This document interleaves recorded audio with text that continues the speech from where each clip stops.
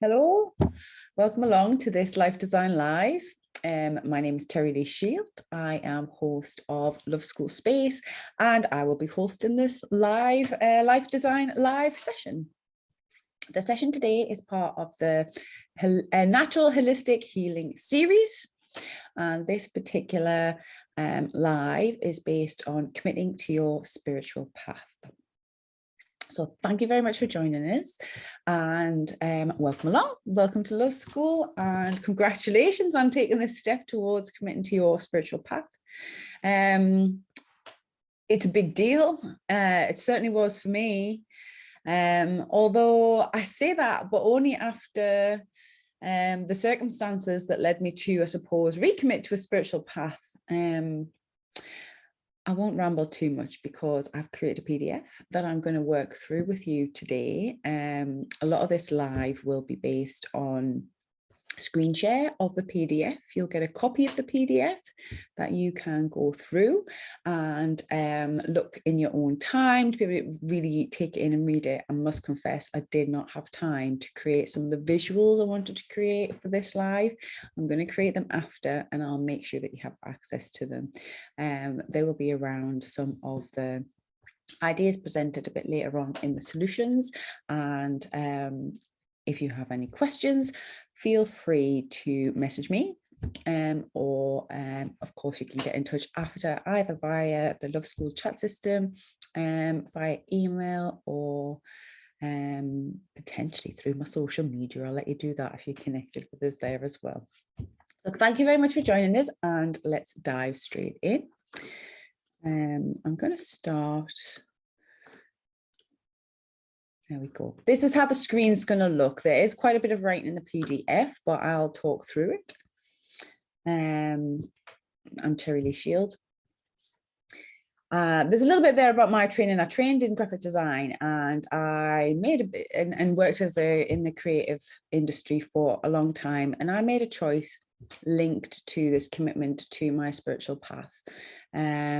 Several years ago, I think it was about 7, maybe coming up 8 years now, time does fly, 7 or 8 years ago, to stop working in that industry and focus more towards something that felt to me like it had a deeper, more meaningful impact to life, to creation, to the process of life and creation.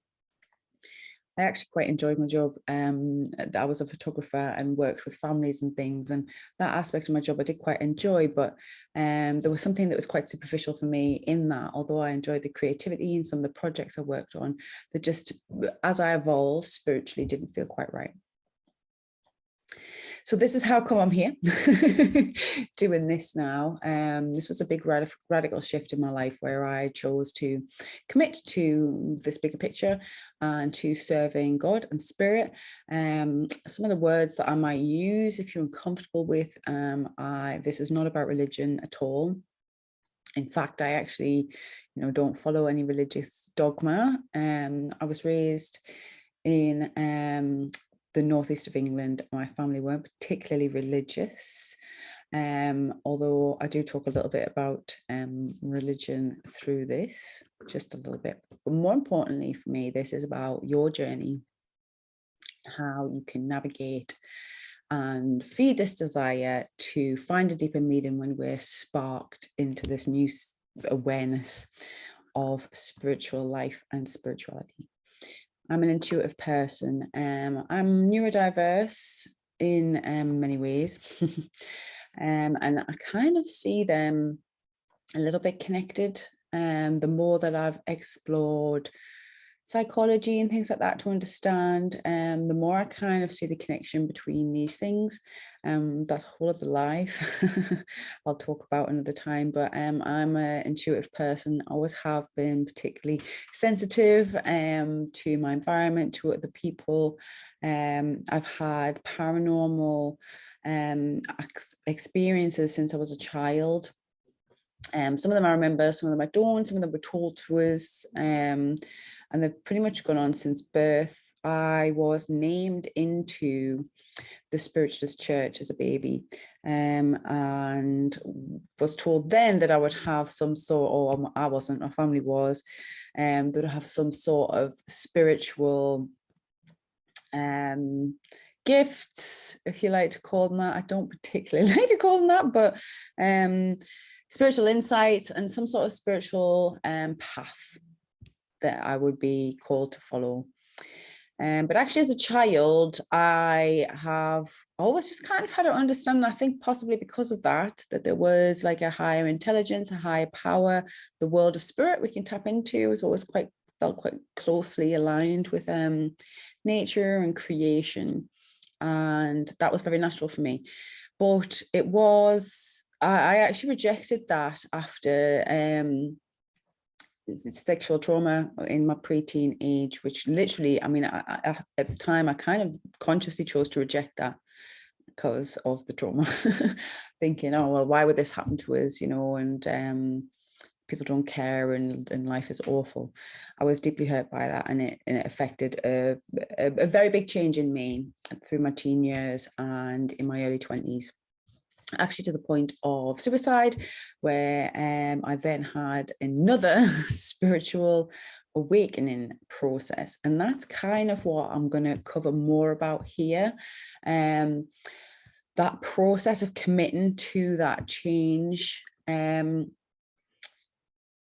I've consciously, through my development, my spiritual development, for my own healing, but because I've had an interest in serving and wanting to help support the healing of others, just had to understand my own shadow. I've had to understand and I'll try and explain some of these terms as we go along. Shadow work is a lot to do with our unconscious drives, all things like how trauma can affect us in life, and understanding that on a deeper, more spiritual perspective. I think, so I've mentioned here, I can see that shadow. I've had, like I say, I have this ability, ESP abilities, that I can use my mind's eye to tap into certain energies. I found it very easy through my personal spiritual development to commune with angels, my spirit guides. I can channel. And it's just something I can naturally do, although it wasn't something I always understood. So I've had to really work hard to master my mind, to understand that aspect of myself. And I've had countless spiritual experiences. Some of them have been incredibly tangible, and others more subtle. But I'm not here to talk about me. I'm here to talk about what my path may have helped me uncover that might help you on your path. So this live is essentially about what maybe I wish that I would have known, but actually what I think committing to a spiritual path is, in its essence, is following your intuition, figuring out life for yourself, and trusting the process. So now I've told you that, no need to watch. Go away. See you later. Enjoy your spiritual path.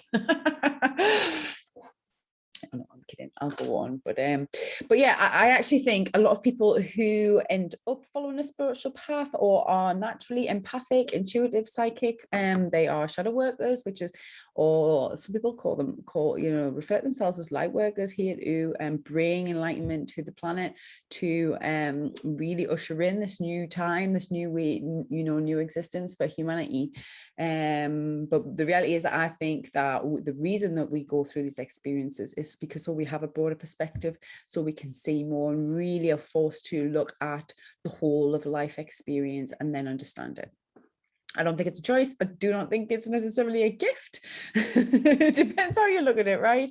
And I also think, and it's up to you to decide, but I do find a lot of ego and a slight narcissism can come along with this, and it's a balancing act sometimes, because if you can see a higher perspective, if you do have correct intuitions about life and the higher order of things, and you can tap into a higher intelligence, it can feed that, right? But actually, I personally think that we are all equal. We have gifts, talents, abilities in different ways, and just some people happen to have gifts, talents, and abilities in this kind of work.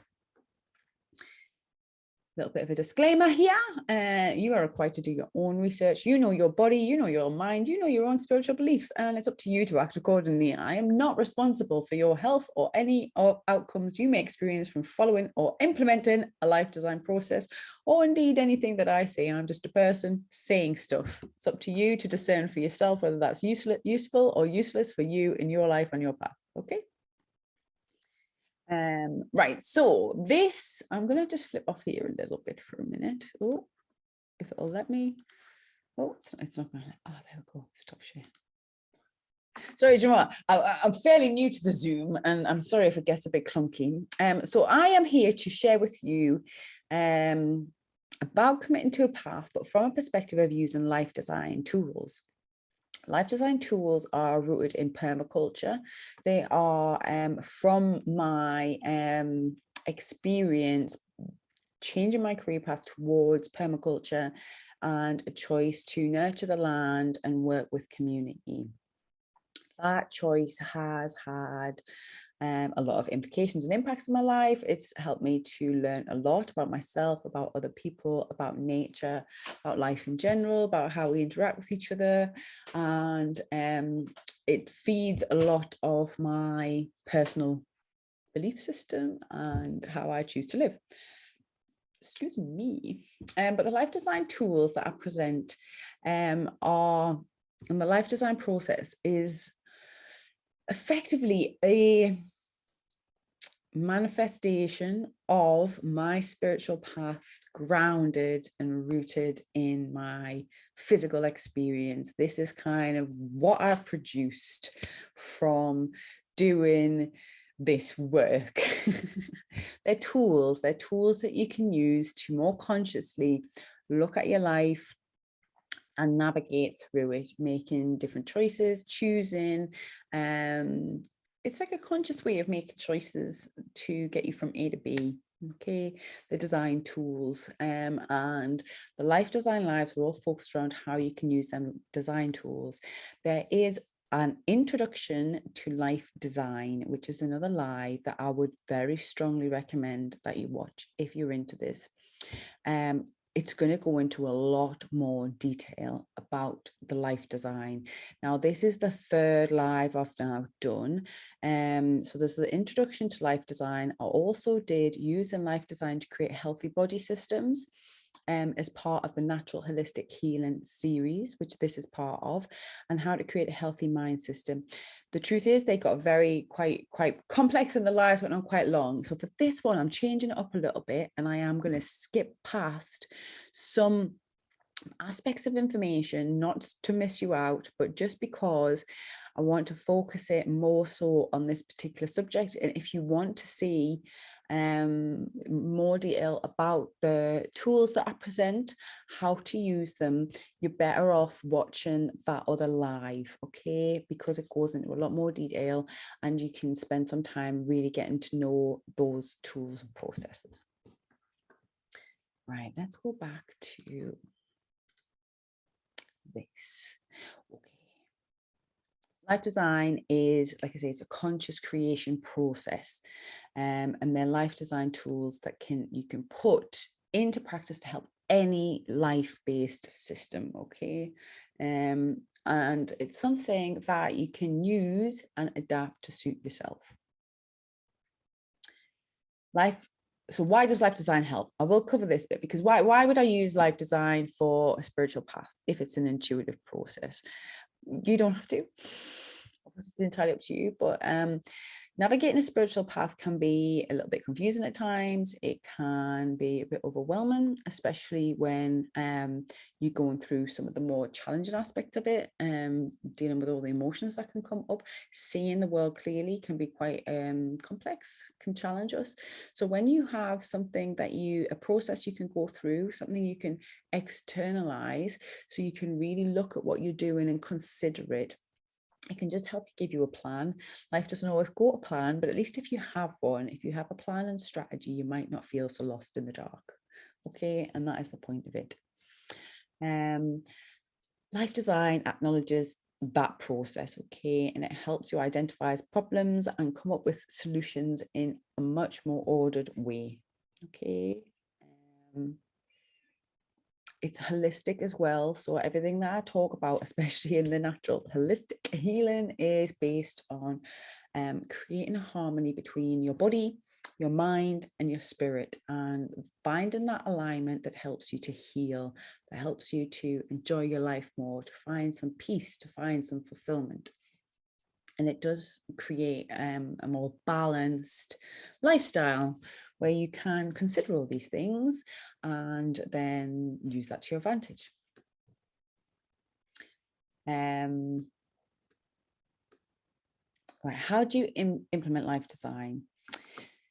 You can do it, you can write it out. It's definitely a process of externalizing what we often is an unconscious, potentially unconscious or not as complex decision-making process. So when you can externalize it, you're going to benefit more. So you need to spend a bit of time doing it, and it depends what works for you. So you can do it in writing, you can do it using imagery, you can do it through talking things out loud. You can even record yourself and watch it back. There's no fixed rules or anything to it. You do what feels right and works for you, which is very much aligned with the process of following your spiritual path. Okay, follow your intuition and go with that, what feels best for what I'm trying to create. I'm just going to have a swig of tea. As I said at the beginning, life design. Why is life design useful for a spiritual path? Life design is rooted in nature. It's rooted in an understanding of life, the principles of life, certain rules that just seem to be apparent in creation that life follows, that we can't really avoid. And if we try and avoid them, or if we don't quite understand them, we can not misunderstand life, because it's just a process of being and existing and doing, right? But just make it seem a lot harder than it is. We can struggle to find the balance and not really understand what we're doing, and that might be fine. But if it's not fine with you, and you want to do something in a bit more of a conscious way, this is going to be really helpful for you. You are nature, you are a natural being, and we respond best to nature.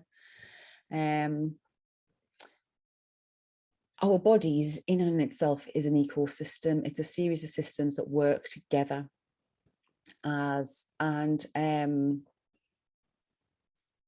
our mind is part of that, and our spirit is the driver. Our spirit is the intention that guides what we're wanting to do, and it gives us the deeper or the broader perspective, adds the meaning that we want to bring to our life.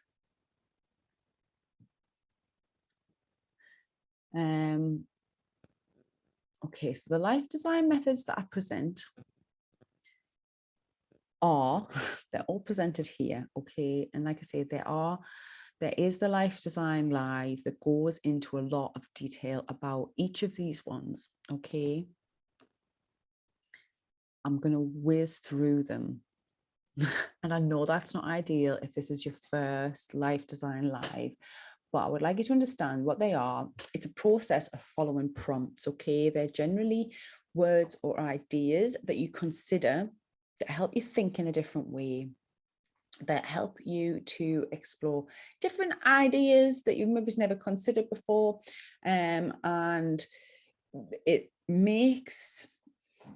allows for you to understand more complexity in your decision-making process. I very strongly recommend that as you go through this, if you choose a life design process to do this, as you go through each prompt, that you consider the physical, the mental, and the spiritual / emotional aspects of life with each, as you go through each prompt in the design. So you can do that separately. You can go through the process and go, right, well, I'm going to consider my body system and then go through a life design process. I'm going to consider my mind system and go through a life design process.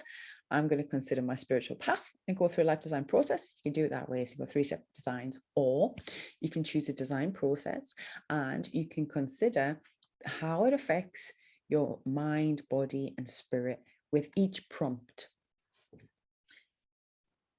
There's several levels of complexity to the designs, to the methods, the design methods. Some of these are the ones I've created. Some of them are ones that were presented to me as part of my permaculture training. The need to change method is one that I have developed myself. It's a cycle, and you go around the prompts in a cycler way, and it just encourages you to think about what's happening in your situation. So you've got the need to change, which is where you spend some time where you notice, explore, action, and discover, and learn, evolve, adjust, and data, which is the need to change, lead to change system. And what you would do is you would go through each process and consider at each prompt, what do I notice here in relation to your spiritual path when I consider my physical body, my mental systems, my spiritual, emotional health? What do I notice? The next prompt might be, how do I explore this? The next prompt might be, what actions do I feel like I want to take? What do I discover? It's up to you how you respond to that, because it's an intuitive process. It's something that you allow to come through you as you move the prompts. There's no right or wrong answer. It's about discovering more of yourself and then picking and choosing what you act upon and what feels important to you. Same when you move on. If you choose this method, you can choose to move on to the lead cycle, which is where you learn about yourself, learn about my body, learn about my mind, learn about my spiritual goals. How do I evolve? You consider the prompt evolve and what emerges. How do I adjust to this new way of being? How do I collect data? So again, this is just an example of one of the most simple methods that you can use, okay? There's an arboretum design process, and this is strongly linked with permaculture. So similarly, they're prompts. And as you go through the prompts, you just note, pay attention, take notice to what comes up, and you consider them as part of your design. Arboretum method is observation, boundaries, resources, evaluation, design, implementation, and maintenance. Okay. There's another method which is much more fluid. So this one, you can go to each area of the prompts, consider what comes up, and then move on to create your design. What happens is when you consider these prompts and you spark this new way of thinking, solutions begin to emerge, things you've never maybe considered, or you can rule out things that you definitely don't align with. So what happens is when it's like laying everything out the table, you know, when you want to sort something out, want to sort out my ottoman, I get everything out and lay it all out, see what's there, and then choose, what do I want to keep? What am I going to get rid of? What's important? What's not important? It's a method of sorting what's going on with our experience, okay? Luby's design web is a very visual one. It's still got these prompts, and you can choose to go around the prompts in any order that you want. They're really helpful. So I'll just pick out a couple. So for example, patterns. Identify the helpful and unhelpful patterns. So this might be something that's going on in your life. And again, you can consider it from a physical, mental, or spiritual and emotional perspective, but just allow what wants to come up. And when you think about your patterns, what patterns do you have? What patterns do you notice? It could be family patterns. It could be relationship patterns. It could be, mind patterns that you create. Again, if we flip over to the other side here, we've got appreciation. What do I appreciate? How do I show my appreciation? What feels important to acknowledge, to appreciate in my life? Whatever feels like it wants to come up, you stop at these, you pay attention, and you use that to make a plan and a strategy for your life, okay?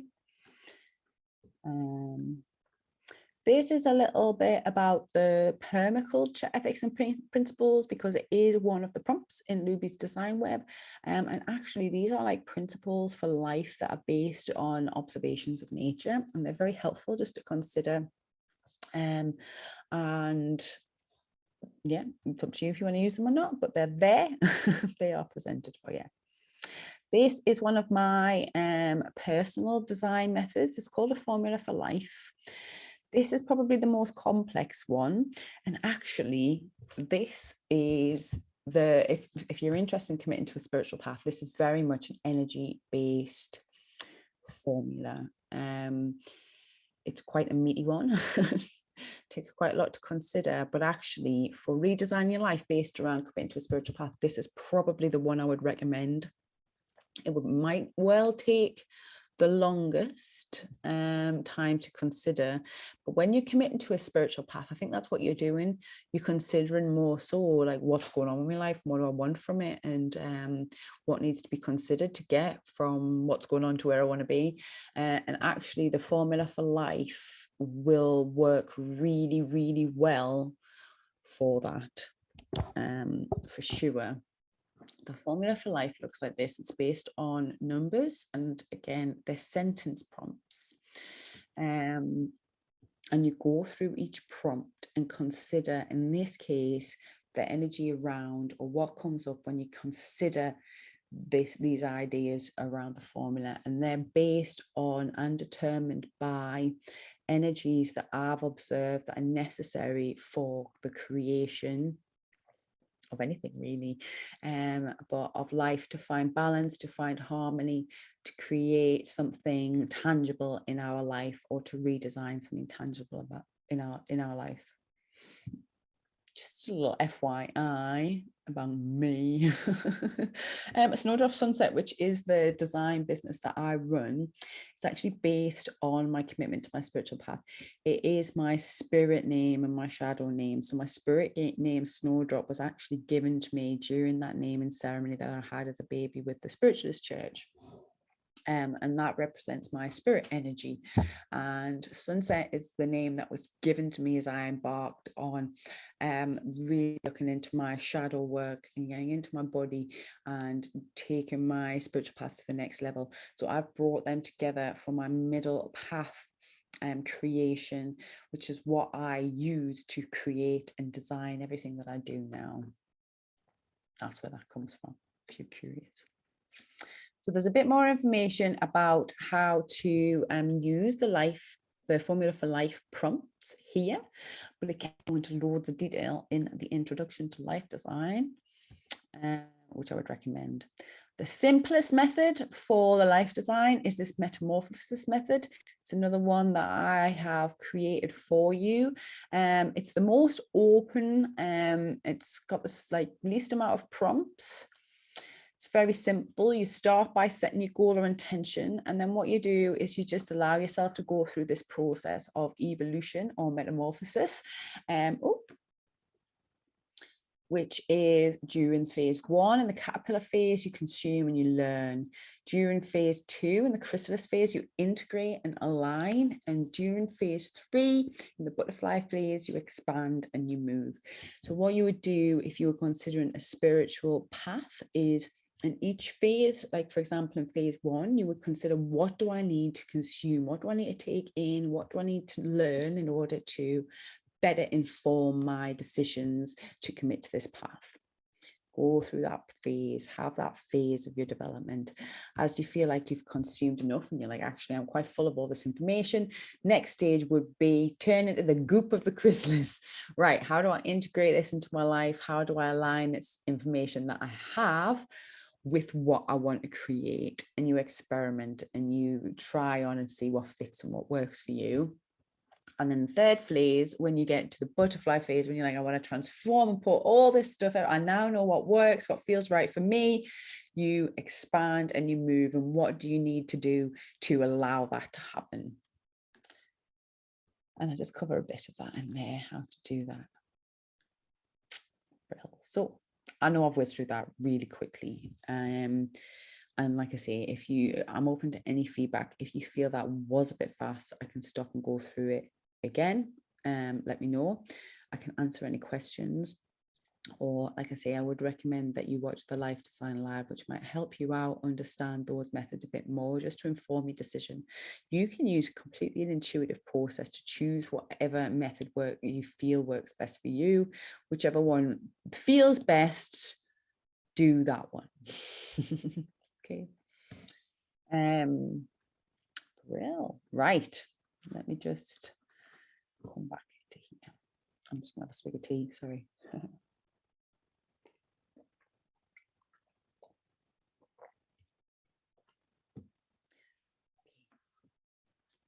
So the next part, I'm going to explore a little bit more about what is spirituality. What am I defining as spirituality as I'm talking about this, and go through just some of the notes, the pointers, the things that I would just like to share with you around your embarking on a spiritual path. Everyone's spiritual path is going to be unique and different. We all have a different life journey. We all have different bodies, different avatars to experience that life journey. We all have different experiences, a different mental conditioning that is going to guide our choices that create the journey. We're all unique. So although there might be some collective truths that we can use as part of that guidance, as part of navigating that path, it's up to us ultimately to decide what we do with our lives and where we're going. And then that reality can be a little bit overwhelming potentially. So that's why you might be here, just seeking a little bit more guidance and understanding without having to commit to a religion. Obviously, religion is your other option. If you want to follow a religion, that's what they do. They pretty much tell you how to follow a spiritual path. They're a bit more demanding than me, though. Right. Let's have a little look at this next section. I asked people on my Facebook, what does spirituality mean to them? And the most common answer was paraphrasing of something around exploring the idea between yourself and the universe. And that feels about right for me. Sometimes I say it's about understanding the non-physical aspects of life. But it is also about acknowledging our physical reality and how aware we are of that consciousness, in essence. So spirituality, it's understanding who we are, what we are, why are we here, how are we here, how can we become who we want to become, seeking enlightenment with regards to ourselves and life. How do I be all I'm able to be? How do I get where I want to get? What is my intention anyway for this crazy experience I'm having? I think one of the things I think is really funny that people who actually say things like science has proven God doesn't exist. Doesn't. Science has very little clue about what we're doing. It might present that we've got a lot of information, and we have now got a lot more access to information than we've ever potentially had that we're aware of, but it's certainly not the whole of our reality, and each reality is different. All you have to do is look on Facebook and just see how different our realities and our perspectives are, and each being that's alive adds to the tapestry of life, and life gets more and more complex as we evolve into it. So we do have answers, but as soon as we find answers, there's just more questions. And that is to me spirituality. It's just a commitment to that quest of asking questions, seeking answers, and then realizing as soon as you find an answer, there might be another quest. Committing to my spirituality. Sorry, typos already. I thought I'd check this. Committing to my spirituality changed my life. It just gave my life more depth, more meaning than where I had ended up by rejecting that. And I have to say, it has not always been easy. My experiences, even when they're magical and particularly phenomenal, are very often challenging, and consciousness is complex. Like we can't really fully define it. It's like, oh, like I'm aware and I'm here and I'm creating this reality, but like I say, science potentially even tells us our reality is just created by our minds and our biology. So is that all that is? Well, it's not, because I can control that. So it's fascinating. I was I was dating this guy once who said, it was really interesting perspective. And he said he challenged his science teacher once, who was very much saying, rooted in the physicality of life and biology, and claiming physics explains life. And he was talking about the Big Bang Theory and the expanding universe. And as a child, this guy had asked him, well, what are we expanding into? And all the way through school bugged that teacher for an answer, and he couldn't answer, because that's the truth. We know we're in an expanding universe, but what are we expanding into? What space? Nothingness. How can if nothing exists, how can something have been created?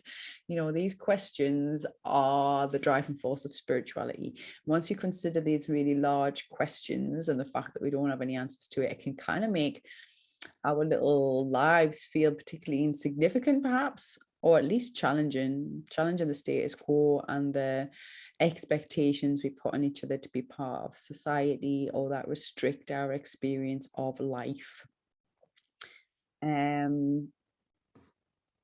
Yeah. Oh God, I could go so off on one in this live. I've tried to keep it as followable as possible, but obviously, like I say, this whole religions dedicated to this topic, you can go on and on and on and on and on forever. We don't know. So you've only got one life, or you don't know if you've only got one. Maybe you've got several, but you've only got one life in this avatar. You've only got this one life in this one body in this time, in this universe, on this timeline. But we have no real idea of the full complexity of life, or the possibilities that could exist. There could be multiple timelines. There could be parallel universes. There could be reincarnation. We could have had loads of lives. Maybe it literally is just biology, and we're born and we die and become compost and feed another life. But that is the quest towards your spiritual path, and answering those questions for yourself, asking those questions, seeking the answers, and guiding yourself based on what you discover is the adventure, right, of committing to a spiritual path. But I will also mention that, especially for me, it hasn't always been easy. It hasn't always been light and bright. My spiritual path and following that, asking questions and seeking answers, can take you very many different places. Can bring up all sorts of emotions, and especially the more you open yourself up to experience, that means you open yourself up to even more and more and more.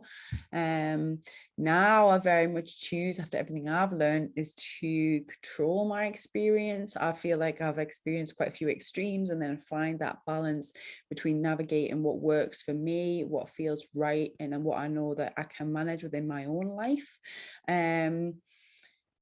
Again, it's up to you how you might navigate that. I think what is quite interesting is actually some of the principles, I guess, or the ideas behind religion that create these boundaries and structures of this is how you have a good life, that I actually always rejected and questioned through my spiritual exploration. I probably have ended up living within. Let's see. Interesting.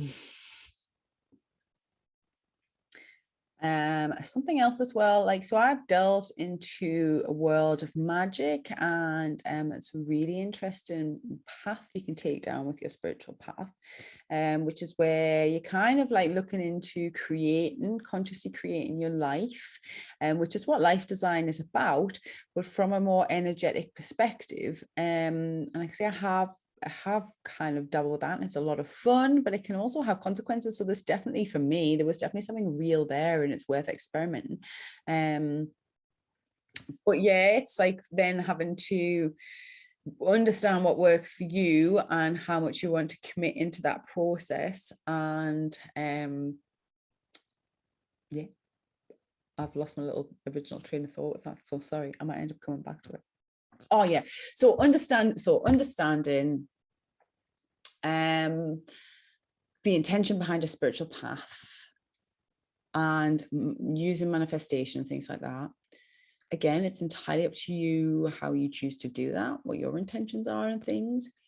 But I can honestly say the only reward I have found personally within my journey and within my integrity and within the boundaries I now set for myself around my spirituality is the reward of that commitment, of bettering myself, of being able to see more, having experienced more and gaining wisdom.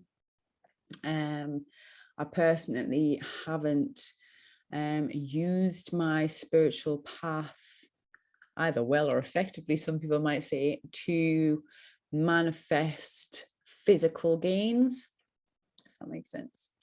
So obviously I'm not famous, I'm not rich, I'm not powerful, except for in my own experience, in my own personal experience, because of my spiritual path, I am richer. My experience has more depth and more flavor.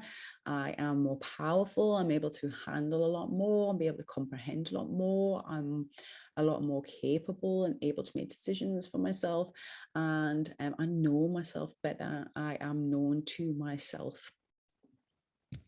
Some people maybe have used their spirituality to gain those things. If that's what you're into, you might, again, it's your spiritual path. I'm not going to put any slant on it, you can figure out for yourself.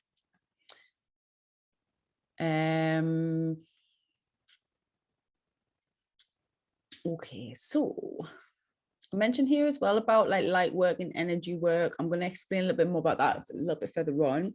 I did, when I first committed to my spiritual path, went back to the spiritualist church. I really had to figure out what the heck was going on for me.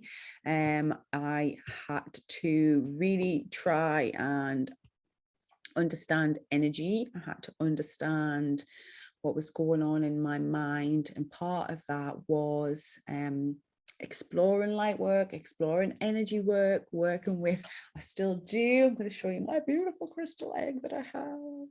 This is my smoky quartz egg that I got from New Zealand. I still work with crystals and things. I just don't focus my entire life around it.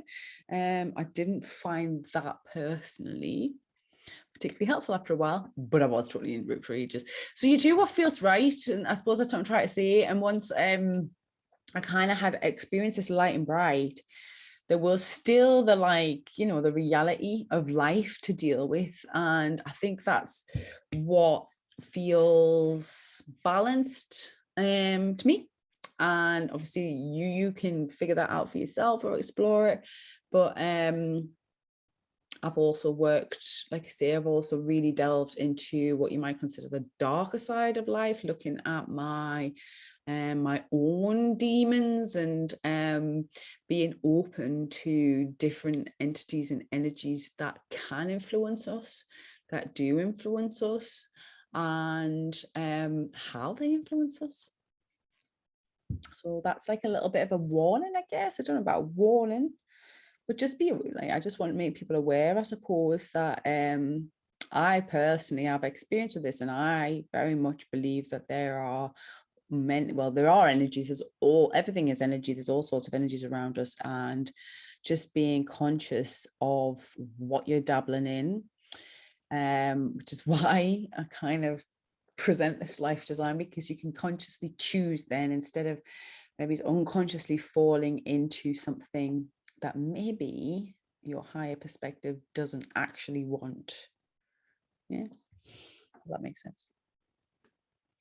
Okay, let's get into this bit. So this is just some key points I'm kind of going to go through fairly quickly, because you can read about them. You can read them in here. They're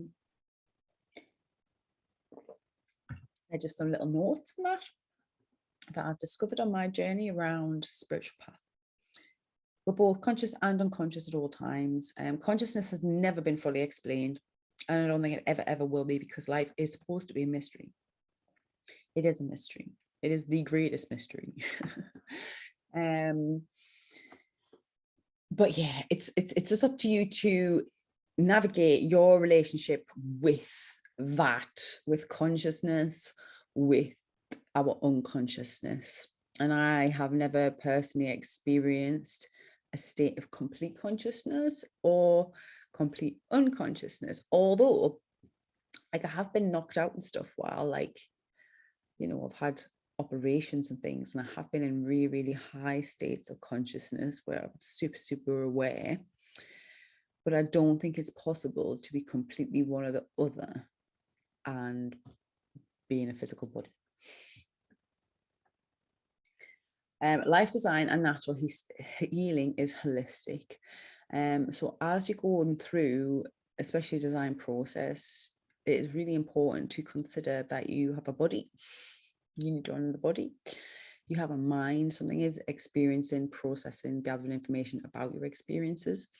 You have a story, a spirit, a soul, something that wants to direct you in a certain way.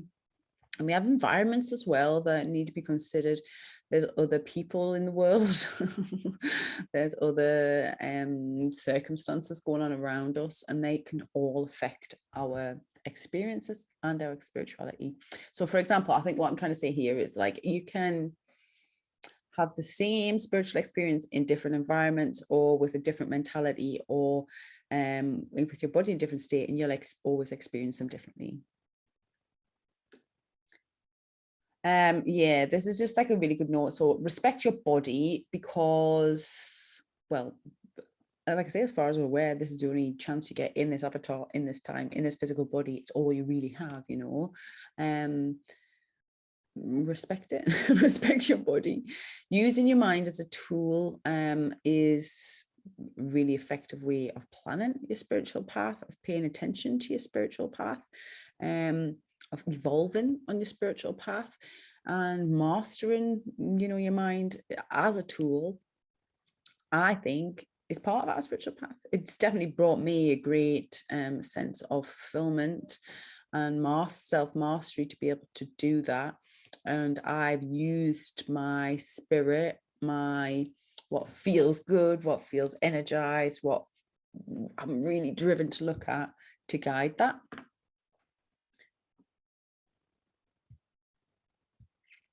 Right, so this little note is about commitment. I personally am not a dabbler. I know some people dabble in spirituality in and out and stuff, and I guess that's fine. But actually, for life design as a process, it generally works better if you commit to it because it's holistic, because it's considering a lot of aspects of something while you make a decision. If you only consider part of it and then make a decision, you're not going to get the best outcome. You're not going to get the best solution for you.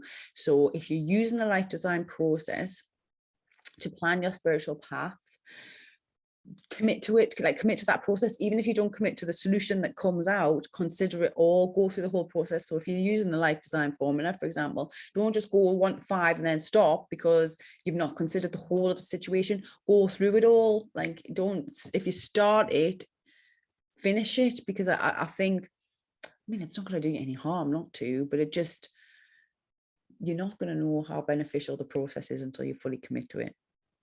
Same also with your spiritual path, I guess. Like, you can delve into it and you can even, like, you know, a body, you know, if you make a change for your body, it's like starting like training you know, for something, training for an event or training for a sport or something. If you're only going to do a little bit of training, you're not going to really be able to push yourself and see what you can actually achieve. And I guess that's just something I've discovered through life and through being a designer, is committing to the process and making that a priority gets you better results. And I just put a little note here: expecting miracles is not the answer, but this is about committing to a spiritual path. Be open to it. The reality, miracles can and do happen. They can and they do happen. There's loads of stories out there. Go and have a rabbit hole delve of people who've experienced miracles. I've experienced miracles. You are a miracle. The fact that you even exist is like 4 trillion to 1 or something. The fact that you exist, it's mind-boggling, man. That just the chances of you being born, never mind being alive now, however many years later, however old you are, all the chances of you could have died at any moment. You've been alive many moments. So, yay, you are a walking, talking, breathing miracle.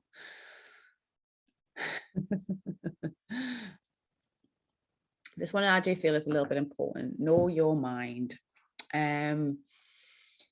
for me, it was, like I say, when I first committed to my spiritual path, and just I went into the spiritual church because I knew there was stuff going on in my mind that was not my thoughts, and that could be quite difficult. It was sound a bit weird to someone if you haven't had experiences like that. But I knew I was having like thoughts, I was having experiences that weren't me.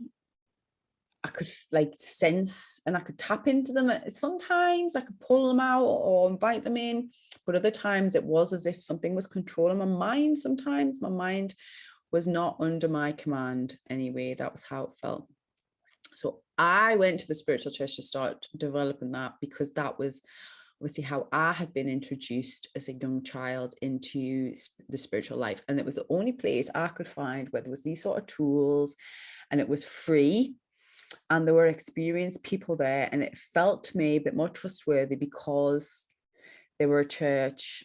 That being said, I did end up, I very much delved into it. I think it was about 4 years. I really committed to that, pretty much like 3, 4, 5 times a week. I was practicing and learning what they were teaching, which was, spiritual healing and communing with spirits and understanding psychic awareness, developing that way. And I found that incredibly helpful. But obviously, I'm no longer connected with that church.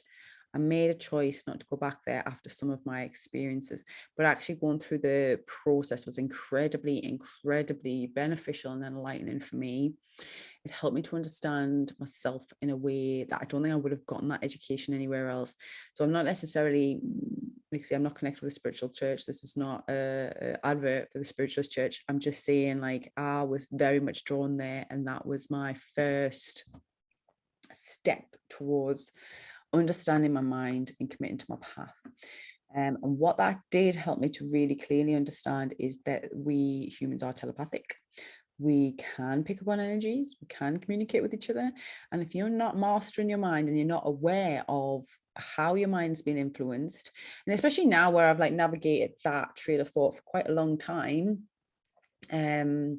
we can be manipulated in so many ways, like the media manipulates us. And if you aren't aware of how your mind works and how easily we can be manipulated as humans, then you're not actually fully acting in your own integrity often, or from your own sense of self, or through your own consciousness.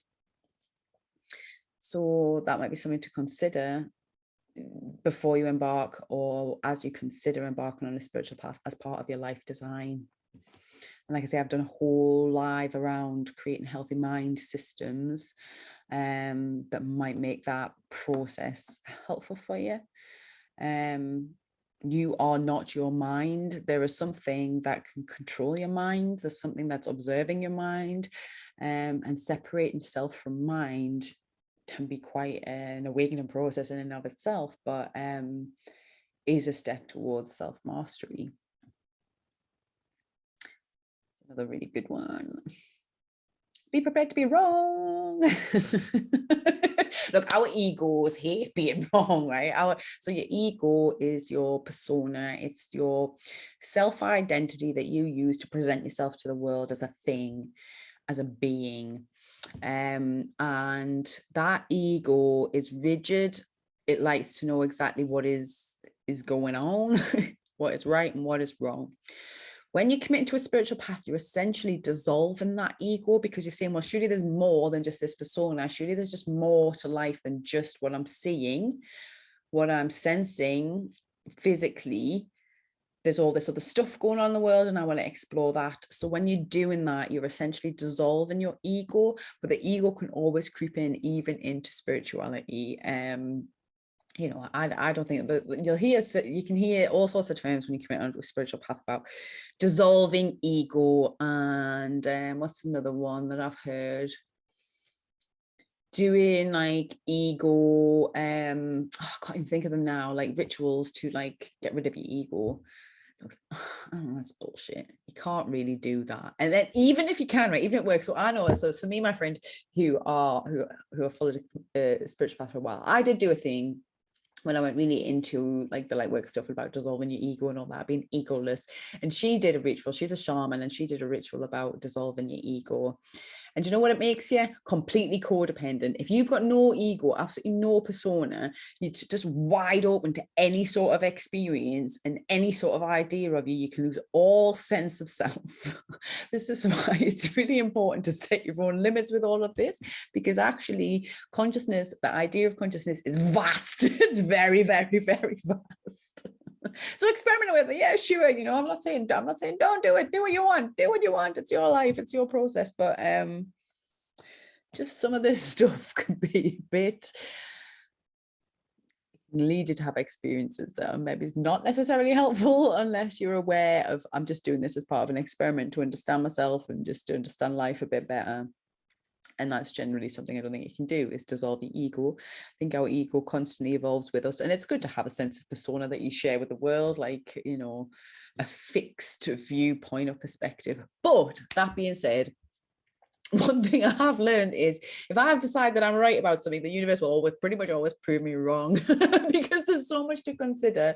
There's so much complexity to life and everybody's perspective is different. Every circumstance is different. Circumstances constantly changing as we are moving through it. So what was right 1 minute ago might not be right now. You know, me sitting here, safe in my house might be the right thing to do right now. And then there could be like an earthquake in a second. I'm in Consing in County Durham. There's not likely going to be an earthquake, but there could be, right? And then the best, the right decision for me under the table. Do you see what I mean? Like, if you get too fixed in something in a spiritual path, if you're really committed to it, the universe is likely going to just shake it all up and prove that you're wrong.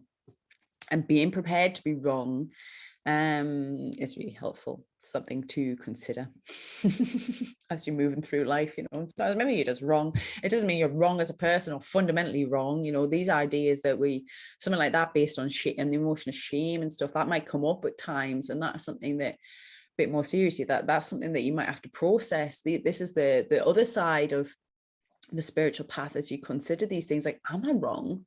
And then how deep does that question go? Well, if I am wrong, exactly what am I wrong about? And can I be wrong as a person? Can I be wrong? Or is it just my eyes that are wrong? Or there's a lot of ways to go into certain words that we use. And for me, actually, I don't think I've mentioned this, but semantics and the words that I use has been really important to unpack that as part of my spiritual path and getting very, very clear on what I say and aligning with my integrity and things has been really, really a big part of my personal development journey in my spiritual path.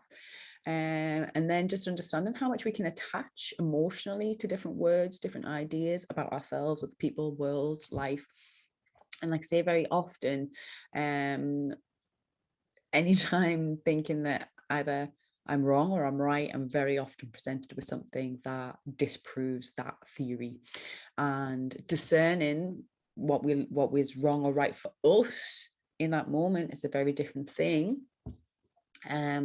Other than declaring something is wrong or a situation is wrong or a person is wrong, which can actually be particularly harmful, especially if that's directed inwards to ourselves as well. We can actually abuse ourselves in that way, like telling ourselves we're wrong or proving ourselves wrong, you know, unless we take that with a pinch of salt that it is, and that, well, actually in the grand perspective scheme of things, who decides what's right and wrong?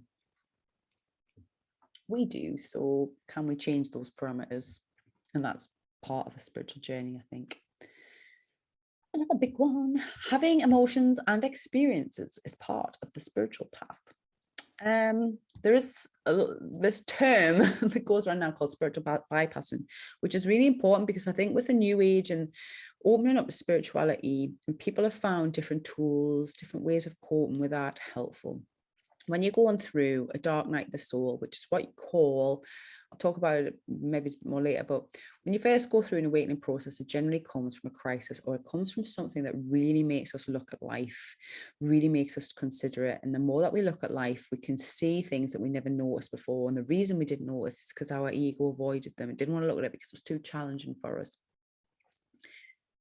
That can be painful physically. Our emotions can cause us physical pain. Our emotions can be more painful than physical pain because they're not tangible and we can't fix the reason to them or, you know, especially in our culture, in Western culture and society, our emotions aren't really regarded as particularly important, but our spirit and our emotions are, I'm doing this, completely interconnected. Our emotions are what guide, it's how our spirit talks to us through our body. It's how the energy of the world, how we respond into the energy of the world and how it's affecting us, is how we navigate our path.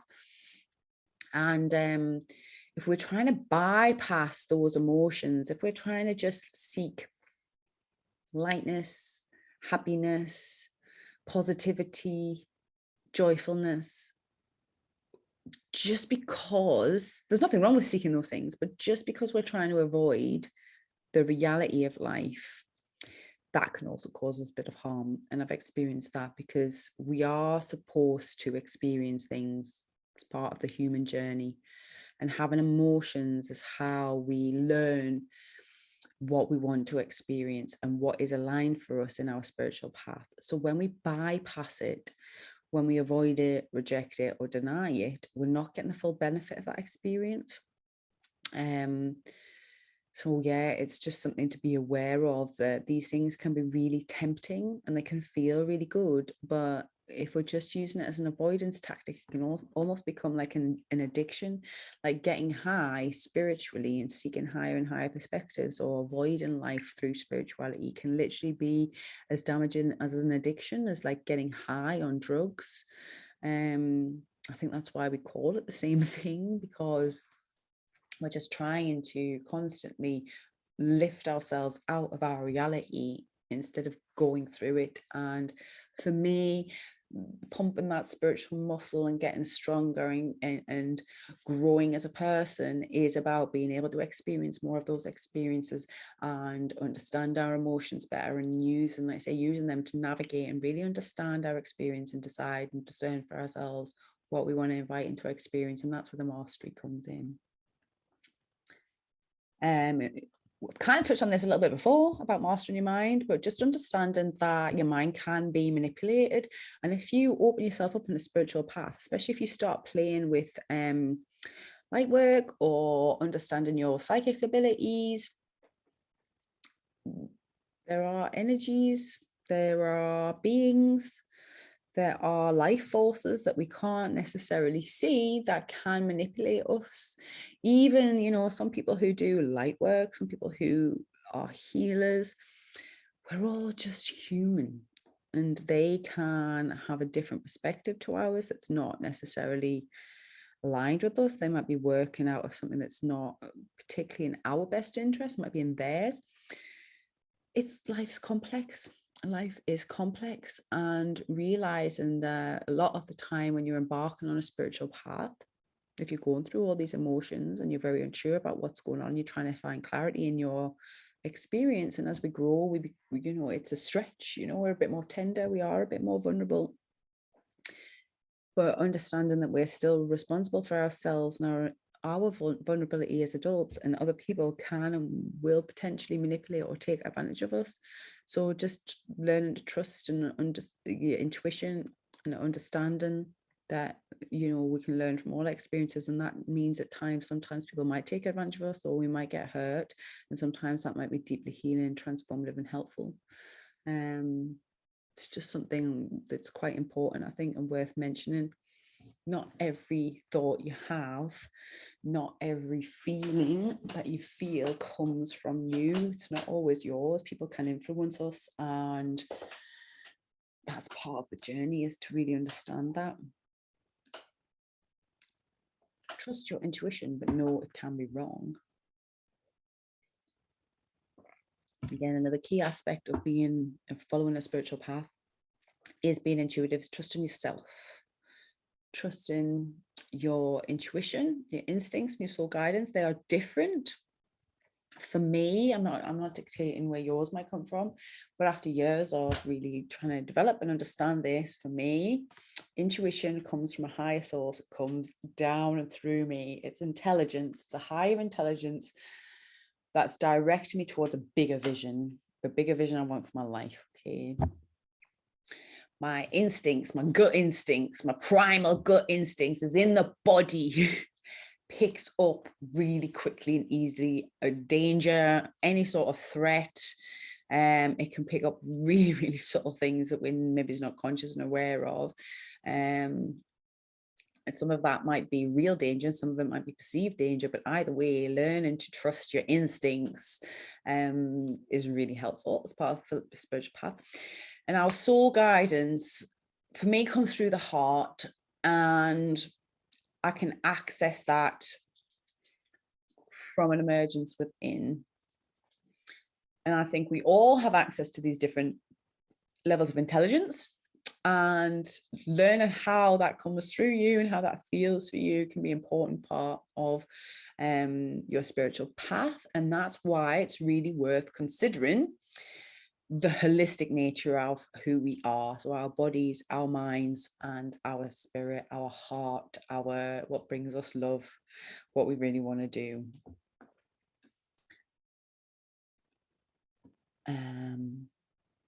Kind of touched a little bit on this. Intention is everything, and everything has a consequence. Your intention for your life is the basis of committing to a spiritual path. Most people don't commit to the spiritual path if they haven't got an intention for their life. So if you have got an intention for your life, I want to be a good person. I want to achieve success. I want to find more love. That's generally coming from your spirit. 1 second. Oh, sorry, I'll pause this in a minute. My dog is making noise, bless her. Those intentions tend to come from our heart, okay, our spirit, something that we really want for ourselves in life. But everything we do has a consequence. So every action that we take, or every action that we don't take, has a consequence in life. Like, life is always happening, moving through us, and we always have to make choices. Okay, if we don't have an intention, we don't necessarily know what choices to make, and we can just flow through life. Okay, we can just go along, and then experiences happen to us, and we're like, what's happening? And we feel like we've got no control over that. Committing to a spiritual path can be, like I say, often come from an intention to have more control over our life. Well, I want to do this, or I want to do that. We focus on that, and that's our intention. But then the choices that we make are always going to have a consequence. And like I say, that is whether or not the choice could be to make a choice or not make a choice. And whatever choice that we make is going to have a consequence. And that is just like truth. Like, there's just no avoiding that. So actually, I think my openness to spiritual path, like I say, created quite a lot of complexity, and then I've simplified it. But actually, there's also wisdom in simplicity, and just saying, well, you know what, actually, all I want is a simple life, and that can be your intention. And that means that you don't open yourself out to experience, and that in itself is a choice, and that can have a consequence. That means your life might be smaller, or, you know, you might not have as much experience, but you might feel safer, for example. You know, there's always consequences. There's always gains and losses from every decision that we make. And I suppose that's all what this is, like life design is about. How do I make them choices? What do I think my potential gains are going to be? What are the potential losses? And then how do I make an informed decision in relation to what I want and the intentions I want for my life? Everything has value. I mean, I put here prepared to be an experiment, but if you want a really simple life and you don't want an experiment, don't. You know what I mean? Again, it's your choice. But everything has a value, and most of the people that I know that have embarked on a spiritual path see it as a learning quest, is trying to understand, like, say, more about life. So therefore, the more experience that you have, the more willingness you are to see your life as an experiment, to be able to take risks, to fail, to get it back up, to try again. It's all learning, it's all growing, and it's all evolving. So even when something goes wrong, it might be helpful. Failure could be, you know, a really big part of a successful life path. Okay, it's just one of those oxymorons of a spiritual path, that if you are seeing it as more of an adventure, of a learning experience, then you might enjoy and appreciate the path more, even when it has rocky roads of up and down. And beware of your balance. Again, this is a bit of a warning, but it's not like a warning, but it's just saying, like, one thing that I've learned about energy, about life, is generally there are extremes in the world. And if we experience one thing, I like to think of expansion like that we expand in a circle, right? So if you decide that you're going to have a particularly small experience, you're just in this circle, right? And you can really get used to this experience. It might be a bit dull, but at least you're safe and you kind of know what's happening. Now, I'm not saying that you won't have other experiences that can't come in, but I'm just saying that might be a decision that you make. If you then decide, I want to expand my experience and I want to really experience this really great thing here, right? You've got to expand out, but we're always moving. We're always growing. So if you go here, you're going to eventually spin around to here. That means we've got polars. And a balance isn't just left and right. It's not linear. It's also, it goes up and down, you know. So what goes up must come down. If you're going to get high, like if you're going to get drunk, you're likely going to have a hangover eventually. You know, it's just, again, something I've just discovered through life that when we experience extremes, or one extreme, we tend to have to consider at least, or we'll get a taste of the other. That just happens. Maybe that was just my path, just how the universe has worked with me. But through many, many conversations, I'm going to say that that is a truth for a lot of people. Some people spiritual bypass for that reason, right? So imagine some people get really high, and then what they do is they just stay as high as possible just to avoid that low, right? So it's like getting drunk and staying drunk. It's like hair of the dog. But that takes a lot of energy, right? That takes a lot of energy. And I genuinely, in my experience, have not found a single person that can ride that energy wave. You can do it for a long time. But one way or another, you tend to always have to have the consequence of coming back down to earth. So that's just something to be aware of as well. Like, experience what you want to experience, for sure. Enjoy your life and that. But life has ups and downs. It has ebbs and flows. We are part of an experience, a complex experience, and the more that you open up to experience, the more that means that you are opening up to good and bad, light and dark, you know, and all things in between, right? Because there are polarities that exist, but then there's all the in between as well. So if you're opening up, it just means you have to be prepared. You're experiencing all of this. You know, you can't necessarily always choose what you want. That's the consciousness. But remember the very first tip, there's always unconsciousness without consciousness. So we can consciously choose to expand, but that we don't know what that's going to mean for us. We don't know what the consequences of that are. So just having that awareness about keeping your balance. This is where life design is really helpful, because when you're taking notes, when you're making conscious choices, when you're really observing what happens when you do that, that's why you get better at making choices and being more prepared for consequences. Even when we don't know what the consequences are, at least having some preparation that there is a consequence helps. A little bit about middle path alignment, because this is where I've ended up, because I did spend some time riding the high waves and then had to crash back down to earth and really deal with the reality of the earth and the, you know, my past trauma and things that I was avoiding by trying to, you know, go to these high places. I choose middle path alignment. And for me, that is that I do what's best for my body. I honor my physical experience that is here, tangible on the earth.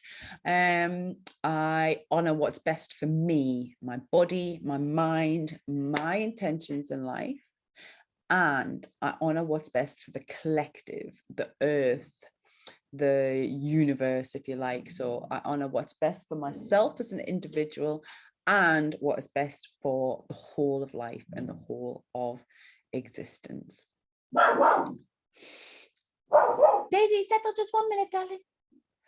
You might notice that I didn't mention other people in that. And actually that's because, again, for me, as part of my process, although I do serve other people, like what I am doing now, trying to share this to serve you, I am doing it because it serves me and the universe. It's in my best interests that you are also fulfilled, have meaning in your life, and are aligned with whatever truth works for you.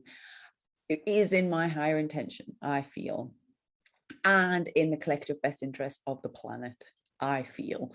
So this is a middle path choice, but actually it's not about you. It is about you. It's about you. I'm doing this for you, but it's not about you. It's about me and the universe doing something for you because it benefits us all. But that is my middle path commitment and choice. And that is the path that I choose now. And that is the path that I honor every day, if you're interested. And you'll find your own balance, obviously, as you go on through this process and you commit into your own path, you'll find what works for you.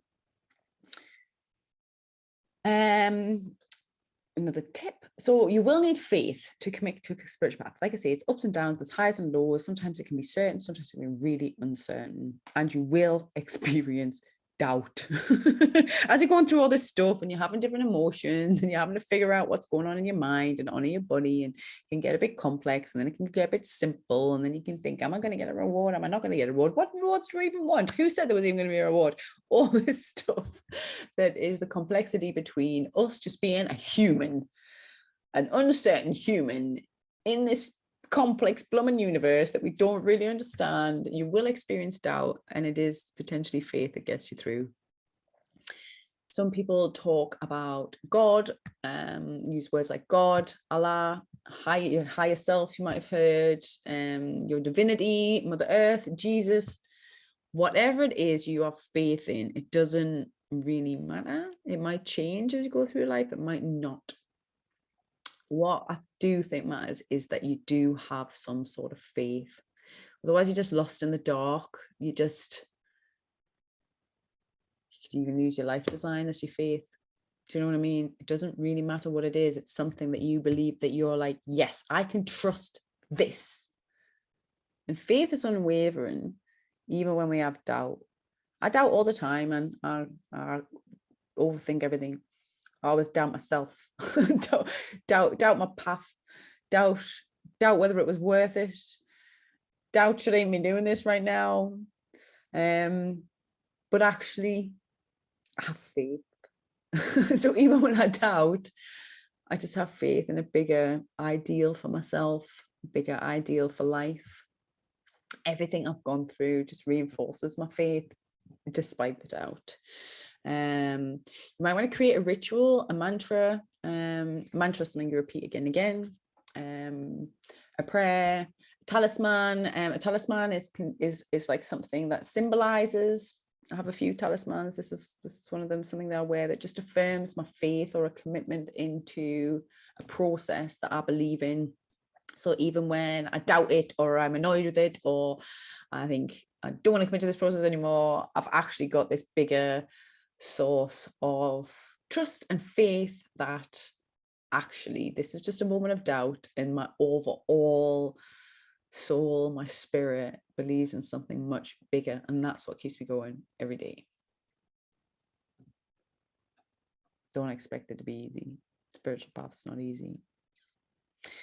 Yay. Okay, we're coming up to some different parts. I am going to stop. Come back here. I tell you what, we're gonna have a little break, and I can have a look, gather any questions, anything like that, and then we'll go and do the next part. I'm going to see if Daisy's okay and stuff, and I will return with you in a little while.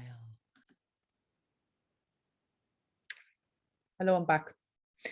Got a bit chilly here, so I've put my thingy on, and I've made a fresh brew. Sorry, I'll not slip that. So I'm going through. Okay. I'm going to chat a little bit about, so the next thing we're going to look at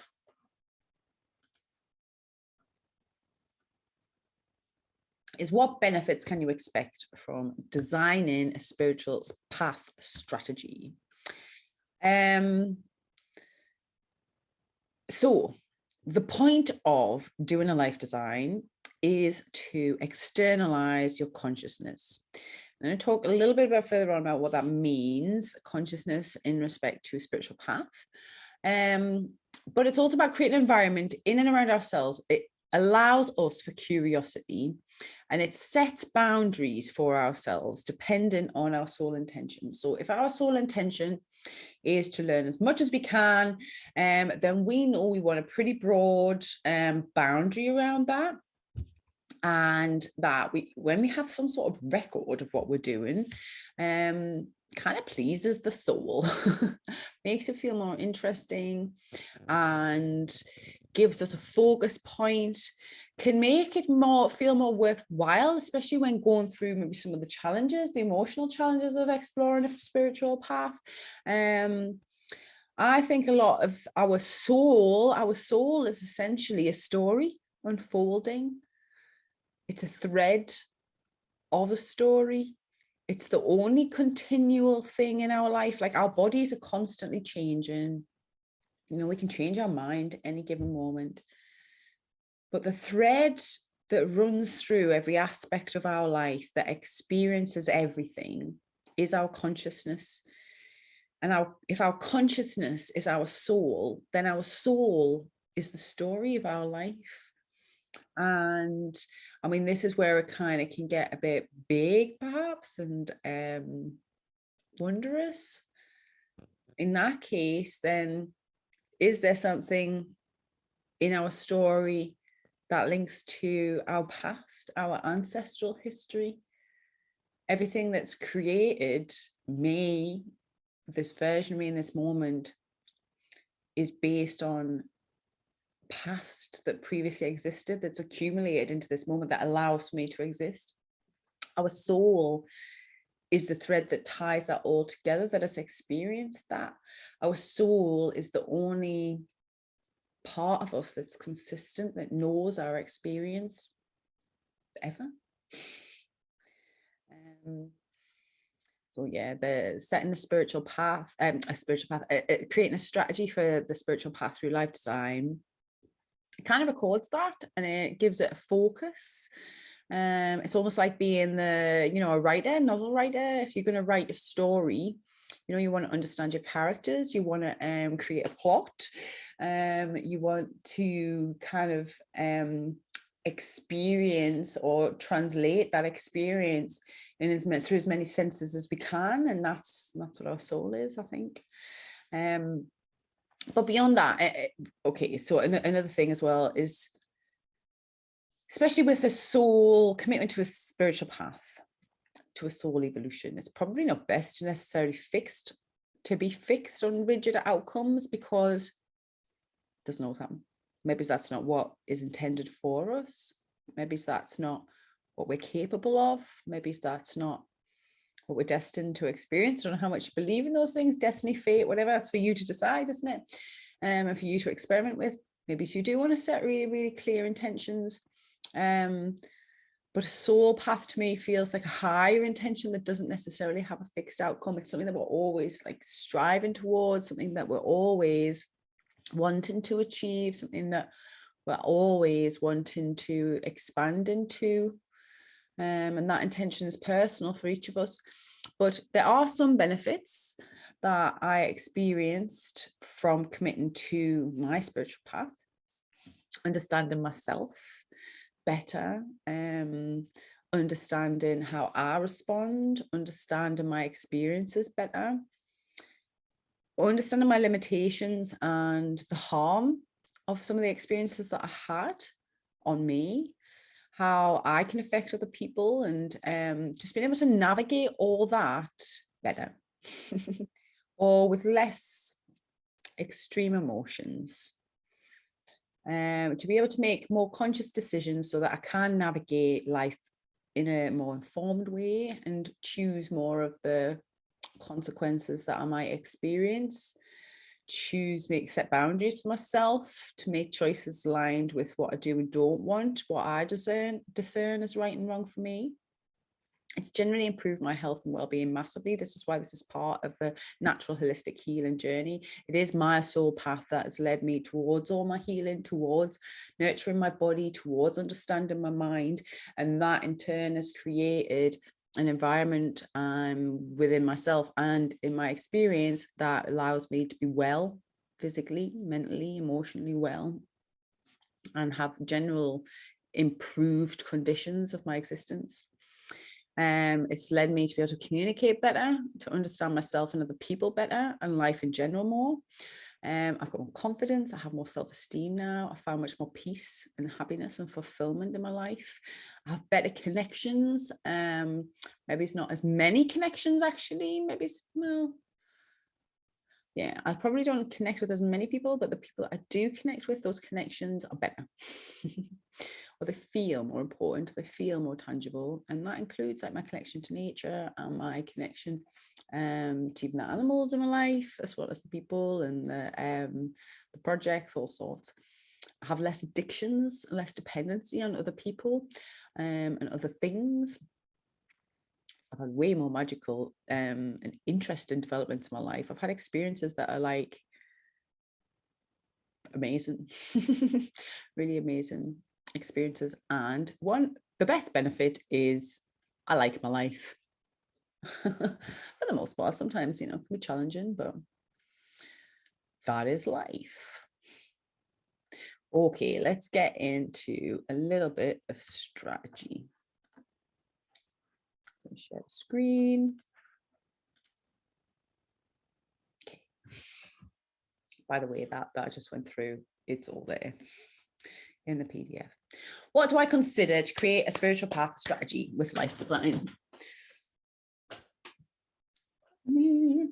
Okay, get clear on your intentions. What is important for your life? What are your values? Why are you creating the strategy, and what is the point of it?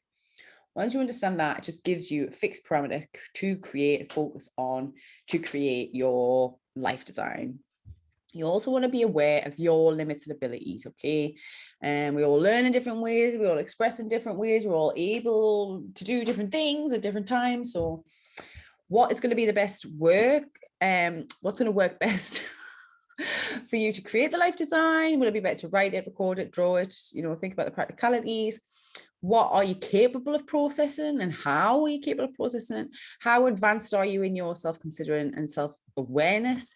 Is this something you're going to have to start from scratch, or are you developing on something you've already kind of established as part of your spiritual path? How are you going to make room for it in your life to explore? These kind of more like practical things you might want to consider if you're going to really commit to a spiritual path. That means you're going to might have to make a change, and how are you going to make room to make that change? You can all consider this all as part of the life design process, but actually the life design process takes time, takes space, takes resources. If you're going to write it down, you're going to need pens and papers, and you're going to need somewhere to write it down, record it in. You're going to not want to be in a busy environment where everyone's interrupting you. You know what I mean? Practical things that you need to consider to actually create your life design. Never mind implement it, but you'll figure out what you need to implement it once you've done your strategy. But to actually create the strategy, you need those things. You need to choose your method, which design method you're going to go for. Choose it intuitively. If you're looking for a little bit of guidance, like I say, I would, if it were me and I wanted something really open, if I wanted just to experience a bit, I would maybe go for the metamorphosis method as quite a simple method. But if I wanted something really, really juicy, really quite detailed, I would do the Formula for Life. That would just be my choice. I've mentioned this a couple of times. Life design is holistic. So as you create your design, consider your body and the physical aspects, how it's going to affect you. Like, so for example, let me think of an example. It was a single blooming example now. If you decide you want to broaden your experience of life, right? You just want to learn as much as possible, and that's your intention. That's going to impact your body. Not only is it going to impact your body because that means you're opening yourself up to more experience, it then means you have to experience more with your body if that's your intention. So consider the body, but then also your mind. Like if you're going to expand and open your mind to all experiences, as I've said, there's extremes to that. You're going to have to really allow for the complexity that brings to your life. You're going to have to process a lot more information. That takes a lot of energy, it takes a lot of awareness. Your emotions, your emotive feelings and aspirations for yourself, for your past and your future. If you're too busy experiencing all life has to offer, maybe you don't get to achieve a specific goal that you wanted. Or if you do want to achieve a specific goal and everything you've experienced, how is that going to affect the other things? So for example, now you might want a family but still want to experience all these things. Well, if you're off experiencing all these things, how is that going to affect your family? So this is just like why you do the strategy, because it helps you make these decisions better and then guide you to where you're using that as your guide so you can potentially experience all these things you want to experience. So as you're going through the design process, keep your focus on your spiritual aims, but consider your mind, your body, and your spirit. And I think I said before, you can do that by either considering it separately, or when you get to each kind of prompt, consider them. Like, so you can either do a whole mind design, a whole body design, a whole spirit design, which is kind of like what these lives have broken down as, or you can bring it all together and do one big design. But as you're going through each section, you consider the mind, body, and spirit of it. You might have to like redesign as well. Like as you grow and evolve and develop, you constantly like redesign your design. Like your strategy is going to change as you have experience. And I do life designs often. Sometimes they're like smaller little designs to help me reach smaller goals. At least once a year I do like a massive radical redesign, just to really consider stuff. So yeah, just be aware of that. Like, I mean, obviously you don't have to redesign and re-strategize all the time, but it's very likely as you evolve, what your original strategy might change, or your intentions might change as you learn and grow. That's the point of having them, right? Okie dokie. Sorry, I'm getting a little bit silly now because sometimes when I talk a lot, and obviously when I'm reading a lot, and I've actually been writing this out today, it's a lot of mental and physical work for me, and it does begin to trigger some of my neurodiversity quirks. So if you start seeing little bits of twitches and silliness, it's just how I am once I start to get a little bit tired. All my masks. All my masks that made me look like a normal human start to disappear. So that's all it is. If I start doing really weird stuff, it's just you're seeing more and more of the depth of my character. That's why I'm drinking tea and stuff as well. It helps to keep you grounded in the body, so I don't get too woo-woo crazy in all of this spiritual talk, because obviously it's a huge subject and it can get very broad and vast. So I'm trying to keep myself as grounded as possible so it makes sense for you all. Spiritual path elements, I've brought this down to you. So in all of my wisdom and my exploring, I have discovered 3 main elements to a spiritual path. You've got awareness, which is where you see more of our reality, you're gaining perspective and enlightenment. You've got consciousness, which is where you're becoming more conscious of all that, where you are considering what you're aware of and how to use it, how to make it relevant for you in your life. And you've got your shadow work, which is navigating the stuff that we're not aware of or what we can't see. I'm going to go into a little bit more depth about all them in a minute. There are also 2 polarized terms that are often associated with a spiritual path and with both awareness, consciousness, and shadow work, which is these terms light and dark. Light being higher intentions, higher mood, more discernment, being clearer, being more certain, or potentially things being simpler, having less weight, having less baggage. I mean, really, if you're lighter and brighter, it tends to imply something light. Then there's the darkness. People often talk about the darkness being when you're lower in your mood, when you have a lower perspective, when you're a bit more uncertain, when you're following your primal instincts, focusing on your body, when you're only meeting your physical needs, when you're not considering the long-term implications. So some examples of this is, might say, oh, they're in a really dark place, that's why they made this decision, or they only did that because they were experiencing dark times. They're generally when we tend to be dealing with heavier emotions and don't have as much insight. We're just struggling a little bit more.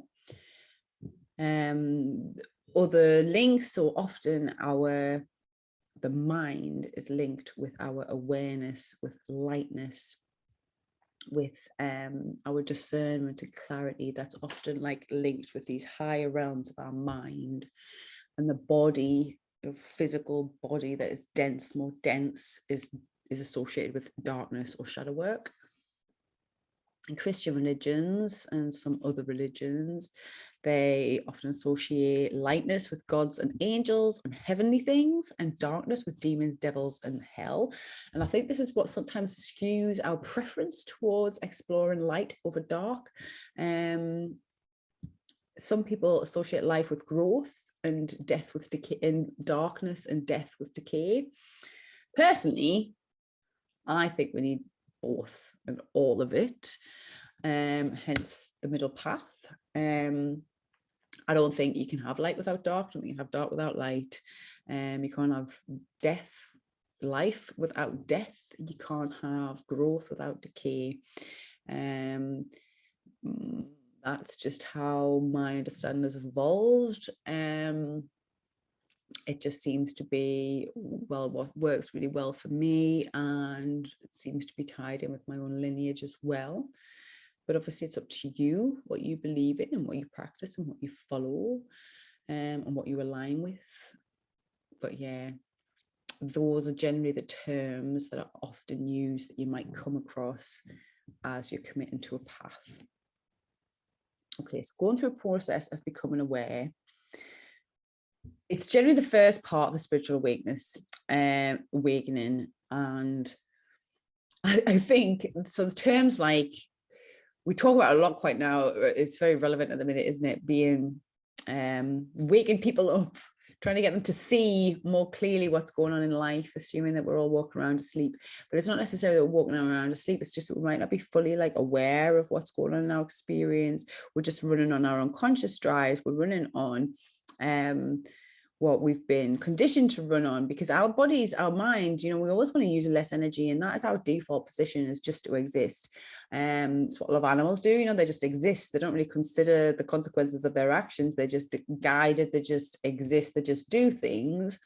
And obviously then I also personally think that there's like a force, higher intelligence that runs through them, that guides them to do that. But I'm going off on one a little bit, but yeah, we do talk a lot now about waking up, seeing the situations that we're creating and making more choice. And then this term that I really dislike is being woke, which people now use as like some sort of insult and stuff. But actually, I think it's part of the process. It's part of an enlightenment process. It's part of awakening. And just because, you're waking up, it just means you're becoming more aware of the complexity of reality and how many different perspectives and ideas of reality there are, and how much we are able to influence that. When we are awake, there's always more to see. Like literally, like I'm awake now, I'm just sitting here, I can see this, but actually there's a whole world out there I could go and see. So there's always more to see. So just because someone is awake doesn't mean they've seen everything, right? I have seen a lot, haven't seen everything. Do you know what I mean? And that is just another reality. So this is like one of the very first point that I made, whereas we're conscious, but we're also always unconscious. We can never be conscious of everything. There's no way one person can be aware of everything that's going on, as in everything that is going on in the world, even never mind the universe, just in the world at once. Like, it's just not possible. There's so much that we're not conscious of. Even when we are fully conscious in our experience, there's loads that we're not conscious of. So we can never be fully conscious. But the reality is, like, when you wake up, like, imagine being waking up to like a load of light. It's actually painful. It can be painful. That process can be emotionally challenging. Physically, we can feel the consequences of that. I generally think this is why there's, like, apart from, you know, some of our behaviors, or maybe it's not go off on, but some of our behaviors where we're toxifying our environment and stuff, this is unconscious stuff that we do. That is people doing that intentionally? Are they not doing that intentionally? Either way, we need to bring it to our attention and choose whether or not that is beneficial for us as individuals and for us as a collective. And dealing with that consideration can be challenging. The effect that we have on ourselves, on other people, on the world around us, it can all be really challenging. And that is, you might hear a term called the dark night of the soul, and it is linked to spiritual awakening. Once you become awake, sometimes you really want to go back to sleep. When you become awake, you're seeing all this stuff that you never really considered before, and it hurts. Processing that can hurt. And sometimes, you know, once you've started to waken up, you know, I like the people use the metaphor of the red pill, blue pill. That comes from, I think it's from like the Matrix, isn't it? But like the red pill being that you wake up and you see the reality, but you then have to deal with the consequences of that and the challenge of it. The blue pill being that you go back into your unconscious and you don't really pay attention. The consequence then being that the real situation gets worse and worse and worse. You just don't have to be involved in it, but then you will have to suffer the consequences. That's what I'm saying about my others. There's whatever choice you make, there is a consequence. There's a consequence to being aware or being unaware. There's a consequence to making a choice, to avoiding a choice. There's always a consequence. Slowing down to make observations, being clear of your intentions helps you to choose your responses and navigate your path. The element of your path, and this element of our path, choosing to be aware, is about making sense of our experiences. What is actually going on here? What am I experiencing? What am I thinking? What am I feeling? What has actually just happened? What has just happened to me? What has been happening to me? Understanding how it affected us. That happened and it's had this impact on me. This led to that, and that led to that, and that's led to a massive change or redirection or impact in my life. How has it affected other people? How has my behavior in response to that affected the people around us? Analyzing what it means and how we can make the experience useful is all about bringing things into our awareness. And like I say, that can be quite challenging. It can be quite a lot. You can do this consciously by asking yourself questions when you're in an experience. For example, what am I experiencing happened to me? Or if it's in retrospect, what did I experience happening to me?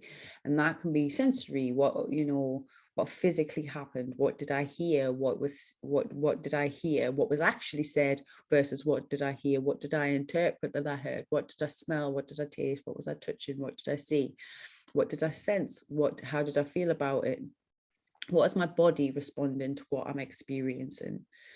Then even deeper still, why am I responding like this? Why am I feeling this feeling? Why am I feeling discomfort? What is the deeper meaning behind this? What do I think about this experience? How am I interpreting it? Where am I putting it in my life story? How is my mind processing it? Why am I processing it that way? Why am I accepting that this is not okay? Could this be okay? These are all really simple but big questions, and they are linked with us to becoming more and more aware of ourselves, of our experiences, and of life as it moves through us. As we go through that, it can be really challenging. That can be a long process, right? And especially like when we've had lots of experiences happen to us, or it's been a really significant experience. Very often spiritual awakening comes with crisis. Something significant happens and it forces you to really consider that event, and then there's a ripple effect. Once you consider that event, it links to this and this, because everything is connected. Our past, our present, our future is all connected in our experience.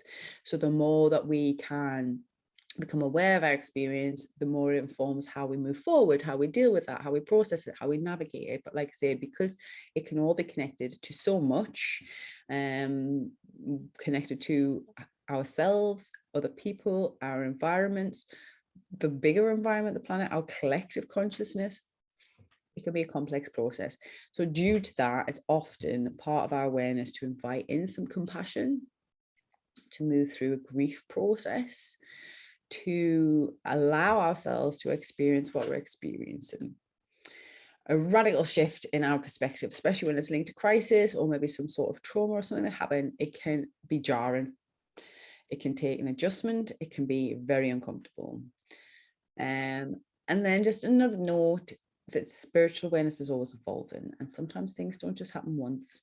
What I personally have experienced is that, like I say, as we evolve, we gain perspective, and we have to consider more and more of a situation to fully unpack it, and to fully experience the whole of a situation. So for example, I might something might trigger memories of abuse, or so I might be abused. I might realize I'm in an abusive relationship. There might be trauma. It doesn't have to be abuse that causes a spiritual awakening, but I'm just using that as an example. And it can become painful. You just realize I'm being abused. I'm being abused, and look how I'm thinking, look how I'm feeling about this, look at all the impact it's had in my life, look at all the decisions I've made because of this abuse I've been under. You need to adjust to that. That can be complex. Then, as you become aware, you might consider then the other person involved, your abuser. What were their intentions? That might be really complex to process, to adjust to. Deeper still, well, why would they do that? Maybe your abuser has been abused. What does that then mean? If the person who abused you and caused you harm has been abused because they got caused harm, you might have to adjust to that. It might bring up all new feelings. Furthermore, you might even realize that, oh my God, this person who was abused has then abused me, and it's caused me to then act in a way towards other people or towards them that is also abusive. You might have to respond to that. This is how situations can evolve. And as we become more aware of our reality, this is how it can unfold, and this is why it can be called or referred to as a dark night of the soul, because we really have to consider that. It can be really uncertain, it can make us really low, and then this is where the light work comes in. This is where often people want to do things to lighten our mood, to brighten our perspective, to consider things from a higher perspective, to lift ourselves out of that. This is how it all kind of fits together. So the process of awareness naturally leads to adjustment and considering, and okay, yeah, there's a potential to move back, to hit the blue pill. I just want to be ignorant of it all again. But either way, once you've seen something, you can't unsee it. So you still have to adjust one way or another. So it's up to you whether you adjust to move forward and to change your circumstance, or to adjust and stay where you are with this new awareness. It's going to be uncomfortable either way, and the choice is yours.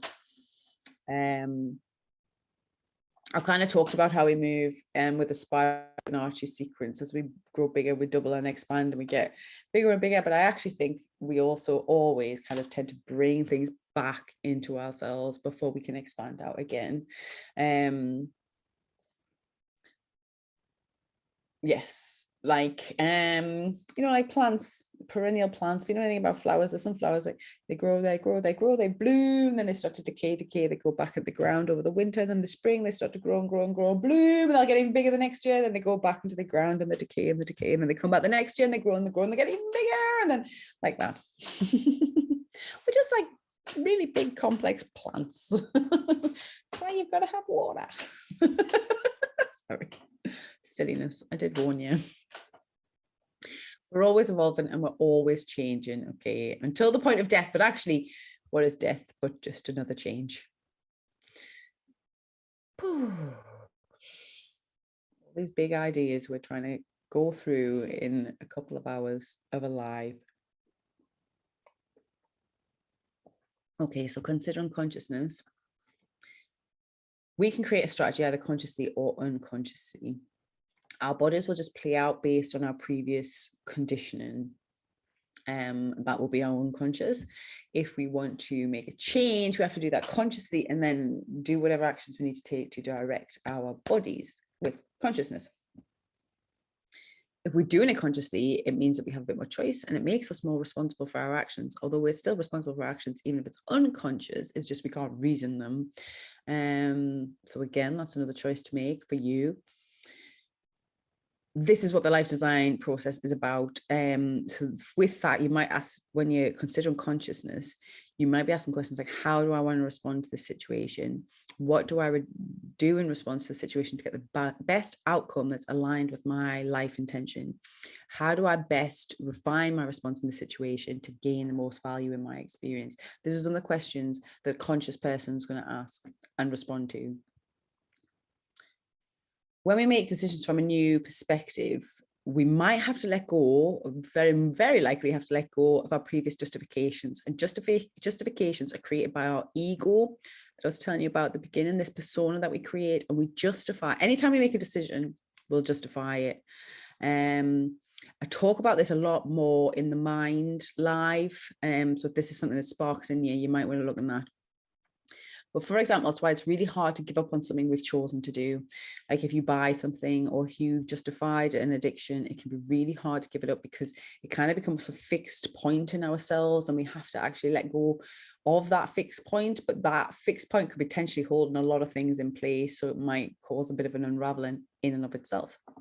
But this is why religion can be dangerous, in my opinion, because it's very, very fixed in its justifications, when actually the reality of life is pretty complex, right? Although it might seem simple, and it can be simple, you can simplify it, but actually when you look into situations, they tend to be really complex. You know, like this is a mug of tea, but actually if you consider that everything, all the energy that's had to go into creating that tea just for me to drink, it's actually a really complex thing, this cup of tea, with the mug, the tea, the oat milk, the rooibos tea, everything that's happened to create this cup of tea is really complex, even though all it is a simple cup of tea. All we can do is moment to moment make the best decision we're able to under the circumstances we are in. Nobody's perfect and nobody has the right answer. And as painful as that can be to acknowledge, that is part of being conscious, is then choosing to make decisions for ourselves, choosing instead of allowing our body to choose for us or our circumstance to dictate how we move.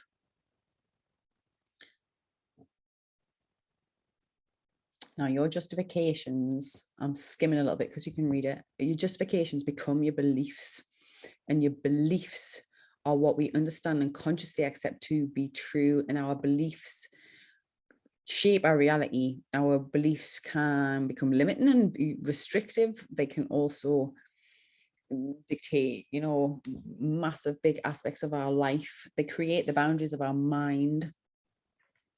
But the reality is, whatever beliefs we have, it is not for us to dictate the boundary of someone else's mind. So beliefs, although they can seem harmless or even helpful, they can also be dangerous if we try and impose them on other people, because it's up to us to create our beliefs based on our experiences and our justifications of the choices that we make as we navigate through our experience. That, in a nutshell, is the complexity of consciousness. There's a lot to consider potentially, or not. The choice is yours, but that is the consciousness.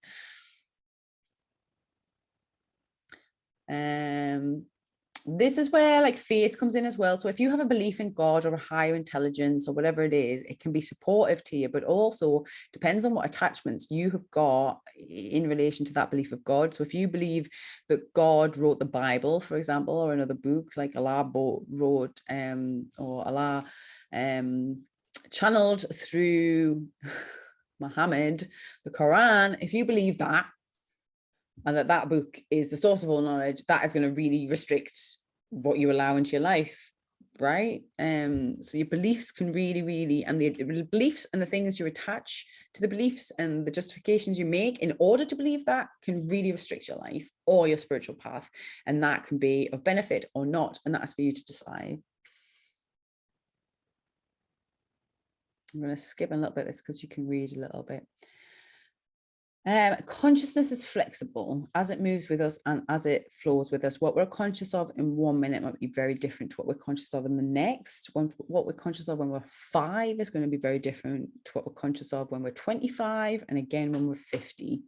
We are always growing, we're always changing, we're always expanding. Our perspective is always changing, so our consciousness is always evolving with it. So the life design strategy can support that process by making it something tangible, making it something physical where you can track your progress, track your previous decisions and the consequences of them, just make more sense of your process of what you're doing. Shadow work.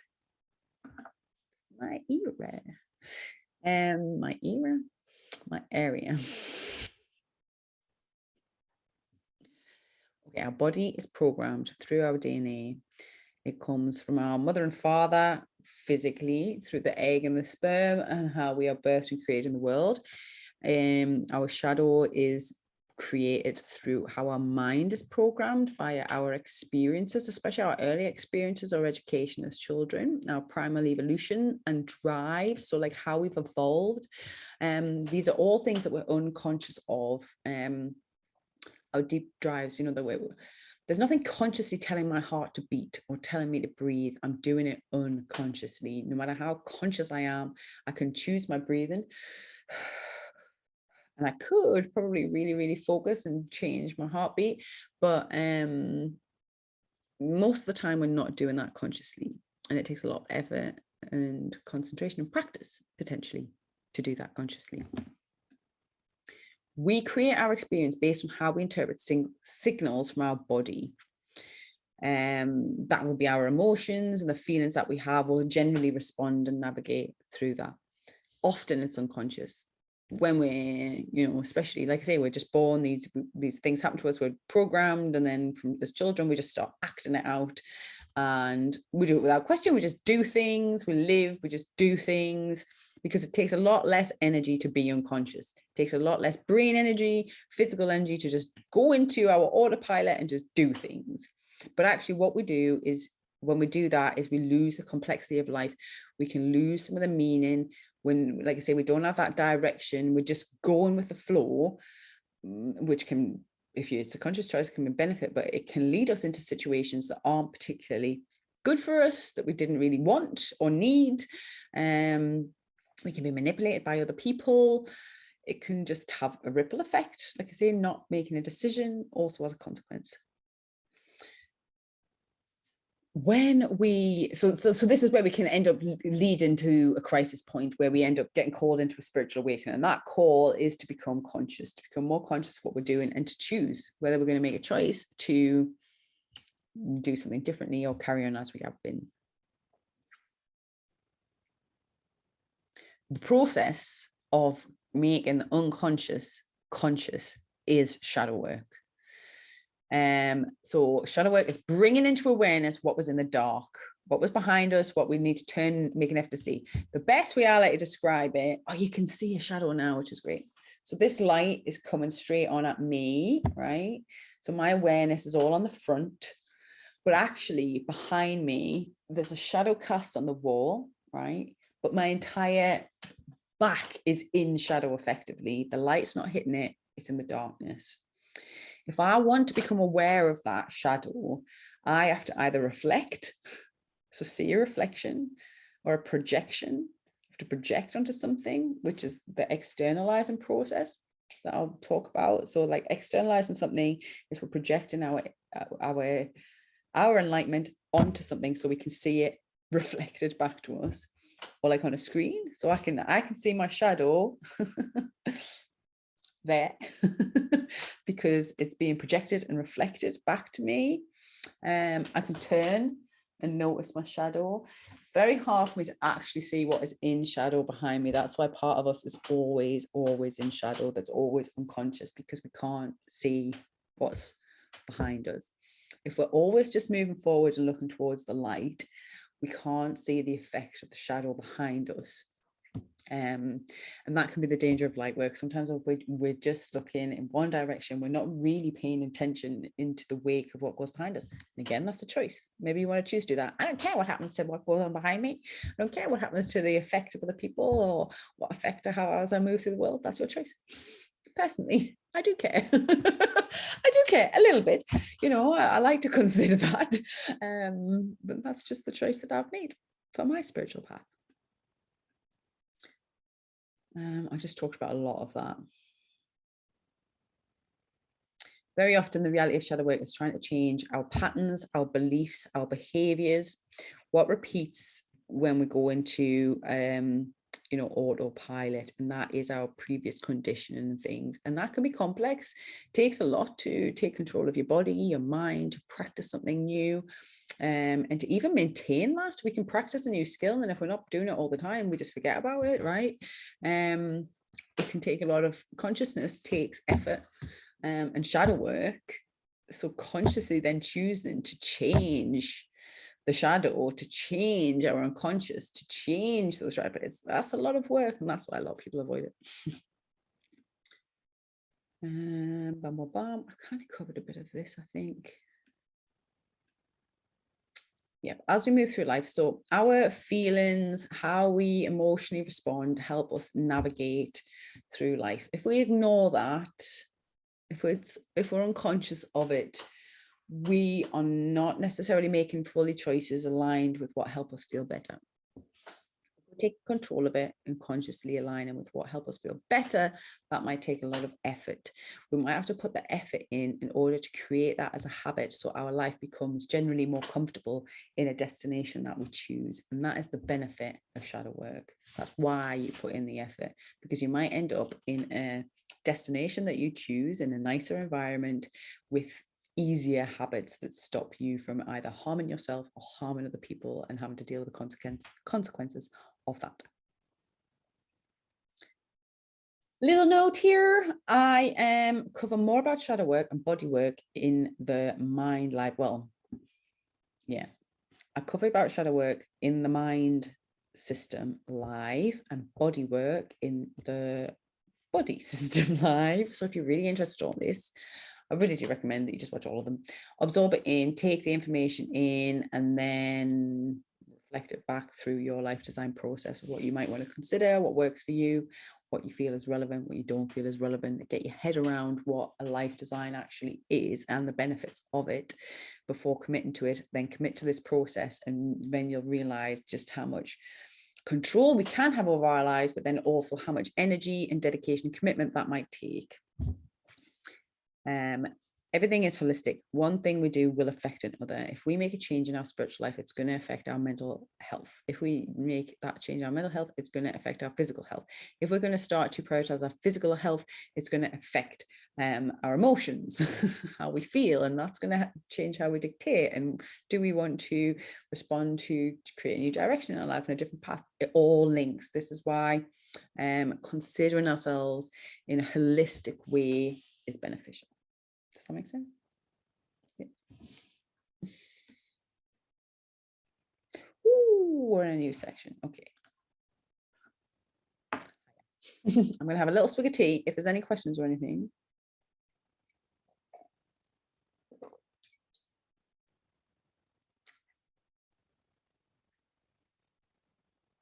No.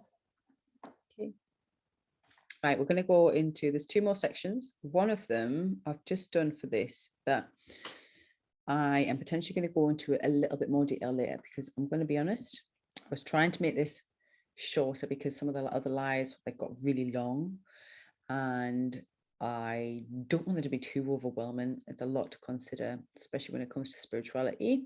There's a whole lot in there, and I don't want to, you know, be imposing too much of my own stuff on you. It's your spiritual path.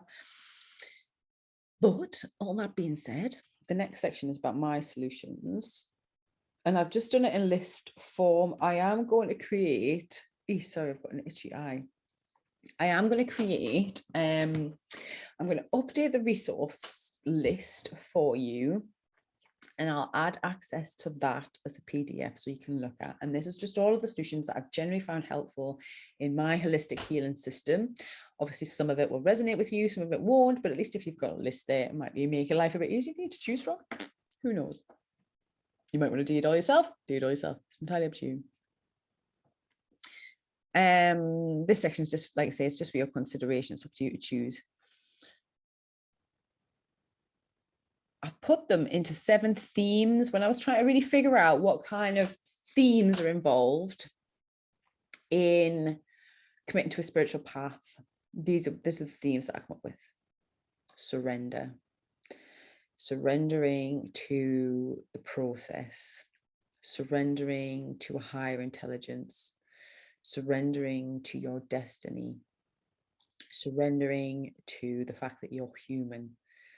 It can be a really important part of a spiritual path.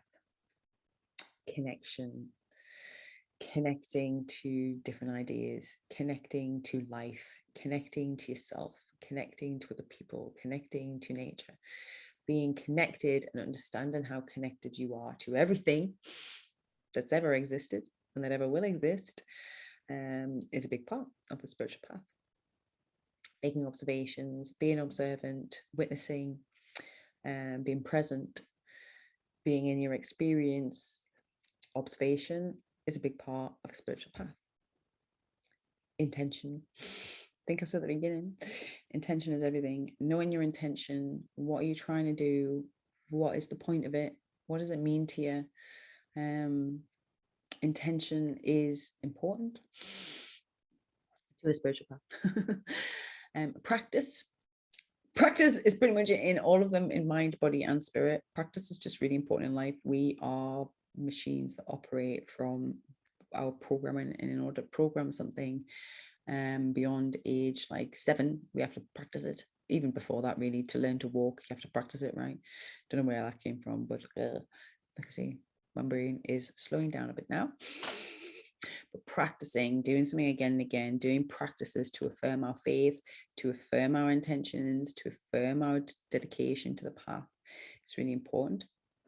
Ritual is something that feeds our soul deeply.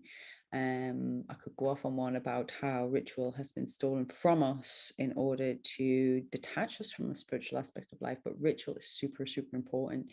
Like, humans really create ritual. So ritual is a process of making something important, signifying something, making something, an experience tangible, like a rite of passage, honoring an experience that you've had, just making, even setting intention. You might do a ritual around it. It's like making it more significant, giving a memory attached to it, making that solid, real in one way or another. Like when you declare a talisman, you'll do a ritual around it, and it makes that, like, otherwise it's just a necklace, right? But because I've done a ritual around it and set an intention and infuse that with an energy, a doing, physical, tangible energy, it means something. It might not mean anything to you, but it means something to me. An alignment. Honestly, I think alignment is not the point of a spiritual path, but it is how, alignment is how I feel well, or know I feel well. Seeking alignment is what helps me find balance, helps me create harmony in my life. Being aligned with truth, being aligned with health, being aligned with well-being is, how does this all fit together and feel satisfying, good and strong and stable? I mean, misalignment can feel strong and stable, but it's not quite as satisfying. This is satisfying. Okay, I'm going to just break this down. Like I say, it's in list form. I'm going to put it in a PDF, and I am going to create some visuals around it that'll definitely be added with the course. So I'm going to create all of these Life Design Lives based on natural holistic healing into a course that'll have a lot more information, that'll just help if you're really into it and you really want to have more support as you go through your own process. If you really want to consume more of the ideas that I'm presenting, or just benefit from the guidance I'm offering because you think, actually, I don't know if I want to discover all this myself, I'll just copy some of what she's done and see if it works. You're very welcome to do that. That's your choice. I'm not responsible for the consequences of that choice. So here's just some examples within these themes that I found helpful. So when we look at surrendering can be things like prayer. It can be making confessions, admissions. Doesn't necessarily, I mean, like they do that in the Catholic Church, don't they? I don't know about in other religions, but just witnessing, just having, confessing stuff that you've done, sharing your experiences, having them witnessed can really release feelings of shame. It can really stop you from being unstuck. It can end confusion. It can help you feel a sense of belonging. It can meet a lot of needs, and surrender into that process, because we can't control the consequences. If we confess something, we don't know how people are going to respond necessarily. Obviously, I would just probably advocate for doing any confessions or admissions around someone that you've genuinely built a relationship with, that you trust, and or an environment that feels safe. Yeah, but it is something that's benefited, I know, me on my spiritual path, and obviously must have some significance since it's in quite a few of the religions. Letting go, releasing things that do not serve us, habits, ideas, beliefs, addictions, patterns, cycles, behaviors, becoming simpler, having less things that hold us back. I guess letting go can be quite a big part of surrendering to a spiritual path. Trance work, I mean, that's getting maybe it's a little bit more into my influence of the Spiritualist Church and things, but just that is a form of surrender where you just almost let yourself go, let your consciousness go, let your body just move, or let something come through you, whatever it might be. It might be an experience that you want to experience. Might not be. Some people hate the idea of that, something like going into trance or whatever. It's like hypnosis and things as well, isn't it? Some people don't like to be that vulnerable, but it can be quite an enriching experience, I'd say. But again, I would just recommend you do it carefully with people you trust around and know your mind, because obviously if you're in a trance-like state and you're not created a safe, energetic environment, then other entities potentially could come in. Use your discernment, always. Use your discernment for everything I'm talking about, always. Meditation is a form of surrender, just being present, not trying to change anything, just witnessing. So that could be visualization, heart connection, being present, breath work, all different kinds of meditation you can try. Service is a form of surrender, helping other people, healing, going through a healing process, just allowing your body to heal. Volunteering is a form of surrender, just serving a higher purpose, not meeting your own needs, just doing something just solely to meet someone else's needs. You might not want to do that all the time, like obviously, but as part of a spiritual path to experience that, you might for a dedicated amount of time. I mean, that's what monks and nuns and that do, isn't it? They dedicate their entire life to service. It's not for me. I did for a bit, actually. I tried this for a long time. It was like part of everything I've done here, everything I'm suggesting is something that I've experienced as part of my path that I found beneficial, or at least helped me gain knowledge and experience and wisdom. I might not continually do it now, or I might do it as part of my balanced life design, if that makes sense. So connection, grounding is really important, especially if you're going to do light work and go high. You kind of want to ground it in reality. You do have a body. There is going to be consequences. People are like, oh, we're light beings. No, you might be a light being, but you're in a body. You've got a body. You've definitely got a body, even if this reality as we know it is just a projection created by our minds, and actually there's some higher power and this is all just an illusion. It's just like a really fancy dream. Whatever it is, the only illusion we are currently aware of. And in that illusion you have a body. Only one that you know that you can have this experience in at this time, in this time. So ground it down. Look, do what you want. You can go high away if you want, but to be honest, I have to say I did have negative consequences to doing that, and so now that's why I like to stay grounded. And if I'm going to do with the higher things, I'm always grounded. Nature connection, so using your body in natural spaces, like actually out in nature, like surrounded by nature. No human stuff, no buildings, no technology, not human made stuff, natural things. Go in the woods, go up a hill, go to the mountains, go to the seaside, something that humans did not create, something that was created by something that was obviously way more vast and important and clever than you. Walk in nature, swim in nature, meditate in nature, do things with this body in nature. Connecting with your guides, spirit guides. Actually, I haven't talked a lot about that actually, and angels. Maybe talk about it. That's something that you might want to consider. Like we genuinely, I believe we all have access to spirit guides. We all have guardian angels, and this is something that you can access as part of that higher intelligence that can speak to you and through you through different forms. And you can connect with them. I mean, that's one of the benefits of like light work and consciousness work and meditation, all this stuff. Once you've discerned your mind and you understand what's your mind, then you could then know when there's other information coming in, and you can build a relationship with the source of that information, which may well be a guide or an angel. But again, as I said previously, you want to make sure that you're building trust with that and you're really questioning that source of information, because especially if information is coming from something we can't see, even if it's something we can see, we can be manipulated by seeing things. We can be furthermore manipulated by things we can't see. So just like practice and learn all these things, creating a relationship helps you discern that. Angels have a very specific feeling, and if you work with them and you ask questions, like if you're connecting with a guide or an angel, ask them, question them, test them. You know, don't just go along with anyone who's like, oh yeah, do this, do that. Test them, ask for evidence, show me your intentions. What is your intention for this? Set your intention, like, I'm only going to follow instructions for my highest purpose.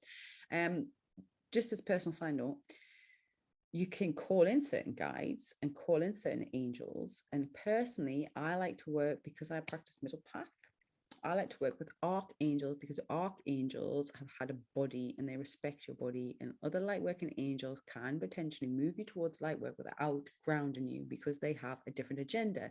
They have a higher purpose agenda, linked to the higher intelligence that wants things to move in a certain direction, but that might not be what's healthier for you in your body right now. So I personally choose to work now with archangels and higher guides that have actually lived a life. So I tap into I don't want to go too much of my experience, but yeah, you can tap into certain guides. You know, people have, like, I've communicated with the, you know, figures, well-known figures, spiritual figures like Jesus as a guide, or Mary as a guide, or whatever it is, Buddha as a guide. Whatever symbol, or especially if it's been a being that previously has lived, that has a higher state of consciousness or enlightenment, invite them in to guide you. But practicing skills where you master your energy to keep yourself safe. Archangel Michael, there's a little tip there, will help protect you from any manipulating energies. So as a starting point, if you want to work with them, you could call in Archangel Michael to protect your energy, your body, and your higher intelligence, and ask Archangel Michael to protect you on an energy level as you navigate your connection with your guides and the angels. You might want to do that. You might not. You might want to ignore me. I'm just saying. Channeling. So channeling is a bit like trance work. Channeling is when you're able to allow your body to exist and allow energy to flow through you, allow some sort of expression to flow through you. And that as a form of connecting with a higher intelligence, or the earth, or whatever energy it is that you're channeling, can actually come through you. And you take your consciousness, you take your awareness out of the picture and allow things to just come. And I'm doing this often. It can be like, you might want to write or draw or paint or sing or dance or whatever it is, but it's like using your body as a channel for something else to express. And that can be very connecting to different energies. Community work, creating spaces for people to gather and things, that is a great way of connecting. Group work, so that more like hosting space, sharing experiences, having intentional conversations and holding space for people, listening, consciously listening to people, all ways of connecting. Observing as you navigate in your spiritual path. when you commit to this path, you'll see lots of synchronicities. To me, synchronicities tell me lots of different information. It can guide my path. It can let me know whether I am on the right path or going off track. In relation to my intention, I mean. So synchronicity can be following signs, and the signs can be different for anyone. They could be symbols, they could be physical things that you find, they could be animals that pop up, numbers. Put number codes further down in observations, because numbers is a big one for me. I'm really into my numbers. Could be different colors, whatever feels like. Once you start seeing synchronicities, it's a little bit magical. So it's like something like they're coincidences that you're just like, oh my God, this is like, it's a coincidence. I can't really explain it, but they're happening again and again, and they happen more and more often the more and more I commit to this path. It's pretty exciting. What makes it a bit more exciting and there's a bit more interesting and magical aspect of life. Observation is linked with mindfulness. Mindfulness is being present in the moment, being aware of what we're doing, how you're feeling, what are you doing, what are you actually doing, paying attention to that. That's an observation skill. Doing your research. Everything I've said, you could just believe us if you want, but you might want to do some research. You might want to, that might be your personal research, trying it on for yourself, speaking to other people, reading books, looking on the internet. Research is a form of observation. Setting intentions. When you set intentions for your spiritual path, you might want to do that in different ways. If you set an intention like that you want to heal a wound or be a better person, whatever it might be, connect with your highest good, you might want to do some atonement. I've spelled that wrong. I've put atonement on there. Making amends. So that can be, I'm not sure I've put that in intention, because I think it was potentially, you know, something that you intend to do is, you know, make amends, heal some of the problems you've caused in life potentially through you when you commit to your spiritual path. But setting intentions, you can do that through journaling. You can set intentions with magic, so you can do different kinds of magic. You can do elemental magic, moon magic, menstrual magic, sex magic. And that is setting an intention. So magic is setting an intention and then putting energy into it in order to try and get the outcome that you want. It's a form of worship, I guess. Magic and worship are similar things. So worship is putting energy into an entity, and magic is linked to nature, our bodies and things. Manifestation, if you want to create something, you might set your intention, what you want to create, and work towards that, either physically or energetically. I've put crystals in linked with intention, but it actually can be linked with other stuff as well. But for me, a crystal is an intention. It's an intention. In this case, this is a smoky quartz crystal, and my intention with it is to be clear and to have a pure energy channel for my body and my consciousness to communicate with you. Gratitude practices as well can really help with intentions. It can help with many things, actually, gratitude practices. But if you have certain intentions, gratitude practices can help you keep that up. Okay, so practices, we've talked a bit about practices. Mantras, repeating something again and again and again. Body work, something you might have to practice. And there's a couple of examples I've put there: bioenergetics, yoga practices, trauma release exercises. These are things that you might have to practice that are going to help you on a spiritual path to do, either to connect with yourself or release things, whatever. They might link to the other themes. Mudra, which is you've seen me, I've shown you a couple of things I do. Just symbols that we do with our body, more so our hands, that affirm something, that mean something, that direct energy that have, and you can practice them so that they have a real strong intention connect with them, and just really help you stay aligned with what you want or what you're intending for your spiritual path.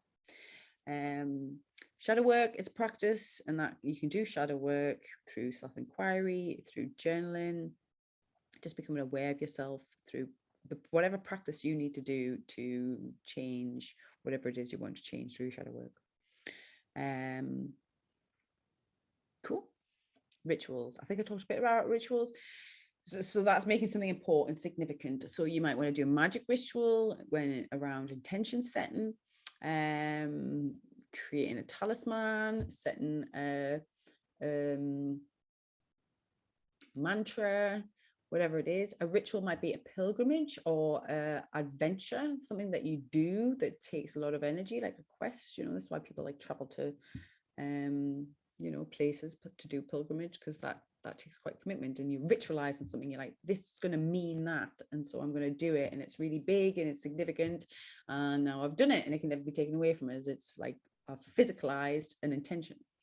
Natural medicine is a lot around rituals. Some of them mentioned here. There's like, you can do ceremonies with them, mushrooms or cacao ceremonies, or there's some of the really kind of like sacred medicine that medicine shamans and things do. There's shamanic rituals you can do.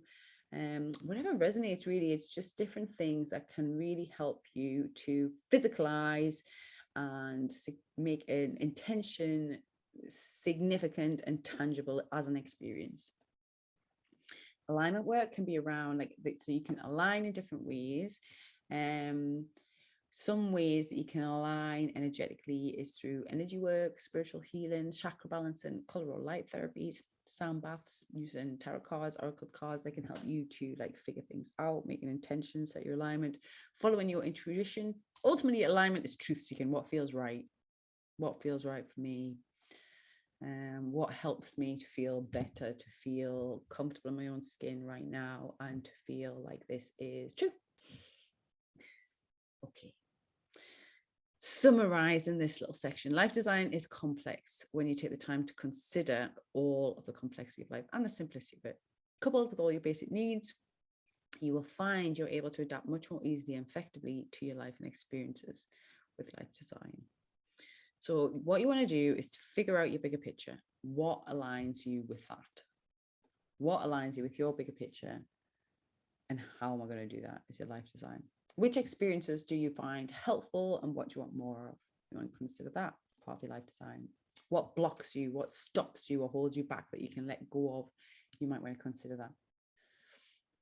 Your spiritual path is an evolving process, as is life design. So the two combined can help you create a more fulfilling and enriching life experience. And when you've found your balance of what works, when you've experimented, when you've implemented different things and you've changed and adapted and you've eliminated things that don't work for you, you just have to maintain the balance. Sounds easy, right? But obviously life always moves through us, so things are always changing. So maintaining that balance can be a bit like spinning plates, where you have to be kind of aware of lots of things that's going on. But at least once you've had some practice of it and you have a strategy written down, it makes that balancing a bit easier. Be aware that when you make one change to one thing, like I say, everything's connected. It could affect something else. This is why we look at everything holistically.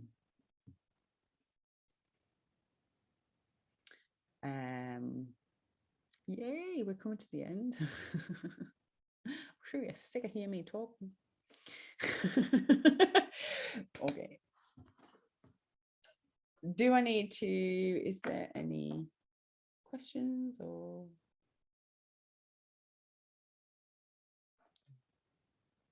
Alrighty. I've covered quite a lot, haven't I?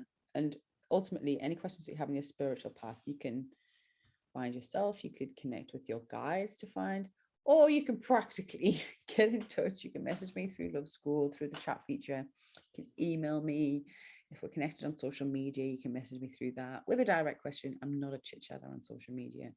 I don't mind having like a proper good chat, get stuck in with you about something, but as long as it's related to my content, something relevant. I'm not going to talk to you about your tea. You know what I mean? Just putting that out there. I do like talking about food, like sometimes, but you know, I'm saying I'm not a chit chatter on social media.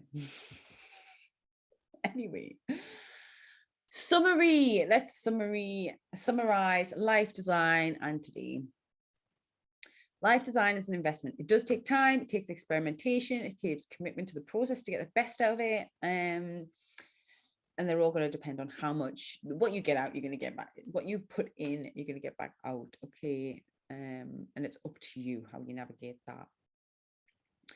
The design process can take anything from, you could do it in an hour or 2 months, or even years. Yeah, I'm not going to talk about too much this Just a couple of tips. It takes 12 weeks to break or form a new habit.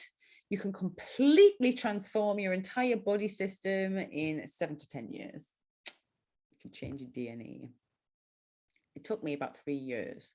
Once I'd already done a bit of an experimentation and stuff like that, to really, really transform and change my life using a conscious life design system that I now update every year. And I look at seasonally for my day-to-day life. So just as a bit of a guide to this process and how it can help you, that's the sort of time scales you're looking at. How do you implement your plan? Well, that's part of the solution will come out of the process. So as you are looking at everything, what needs to happen will come out of your process as you become more aware of it. But you might need to add something new into your lifestyle. You might need to do some research. You might need to gather information. You might need to adjust or change or swap something you already do. You might need to stop a behavior or stop a process or an action. That's generally what's involved in life design. At Love School, we host courses around all of this. So not only is there the life design course, like I say, I'm going to create this entire natural holistic healing system into a course. There's shadow work courses. There are courses around all sorts. Loving yourself, loving others, and everything. It is what Love School is about. So if you're really into transforming your life, into becoming more conscious and aware and exploring that in lots of different directions, Love School is the place to be. Life Design Lives is something I come up with. So there's going to be more of these. So you've already missed the first one, which is Introduction to Life Design. You can access them all on replay. So you can go into Love School, into live events, and you can access the replay. Any that you buy in advance is cheaper. Once I have already done the event and I publish it as a replay, you have to pay a bit more because it's more beneficial for me if people buy in advance, right? So I know how many people are there. But I want you to access it at any time. So you can always access it. You always have lifetime access to these. As long as Love School is up and running. So as long as Love School is supported, your Life Design Live is up there and you can have access to it. So the first series is now done. This is the end of the Natural Holistic Healing series. I've covered healthy body systems, healthy mind systems, and now committing to a spiritual path. I am going to be doing some more series. So there's going to be a natural recovery series, which is based around responding to trauma, managing neurodiversity, and overcoming addiction for people who are struggling with those areas of life. I'm also going to be doing one that's a bit more related to bringing permaculture and holistic healing together, which is creating healthy environments, creating sanctuary at home, creating healthy relationships, and staying healthy in the world. Each of them is, each live event is sold separately, which you can access. They're also sold in bundles. If you buy a bundle, the first 10 purchases, you also get a free copy of the How I Like to Be Loved book. Actually sent out here. So that's only for the first 10 people if you buy a bundle. And the bundles are for like the natural recovery, and you get access to all of them, plus the Introduction to Life Design and the Creating Here environments. You get access to all that if you buy the bundles. They're really great value. There'll be a PDF guide, this PDF guide that I've gone through with each one. And any updates that I make to that will be updated and you'll get access to them. Any of the additions I've discussed, you'll also get access to. If you would like some more support, obviously you can go through all this. You can do it at home on your own. If you would like more support, you can join Love School. There's a few ways you can do it. You can join our community. We are in the process right now of creating a community, which is going to be like an alternative social media. So instead of being on Facebook or Instagram, you can actually go to this conscious space where there's only certain content where you're not being advertised at and you're not being manipulated with dopamine hits of likes and shares and being exploited by media giants. Also, you can actually join the curriculum. So we've got all of the courses I was telling you about where you can navigate them yourselves. Plus you'll get, you know, there's just loads of content. Love School, loads. And if you need even more support, you can book a one-to-one. You can book a one-to-one with me, and I cover questions on life design or shadow work in a one-to-one basis, which is about an hour on Zoom, a recorded Zoom session. There are other mentors as well through Love School that also do one-to-ones, and you can check out them through the school to see which ones are available for one-to-ones right now. You can, it's got the details on the bottom here. You can contact any questions through the Love School messenger system on the website.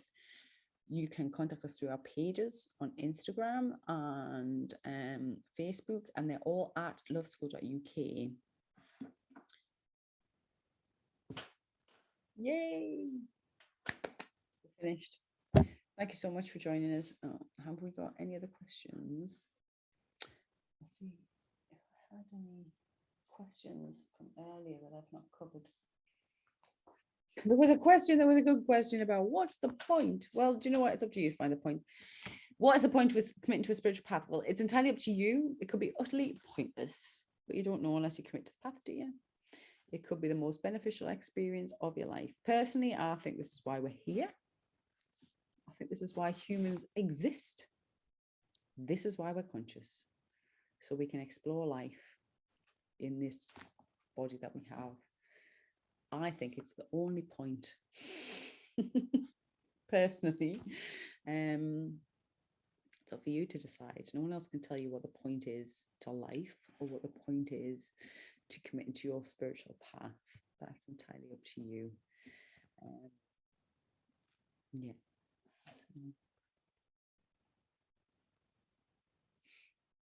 Is it? Yeah. Sorry. So the question is, does it hurt, and why is it painful? It hurts.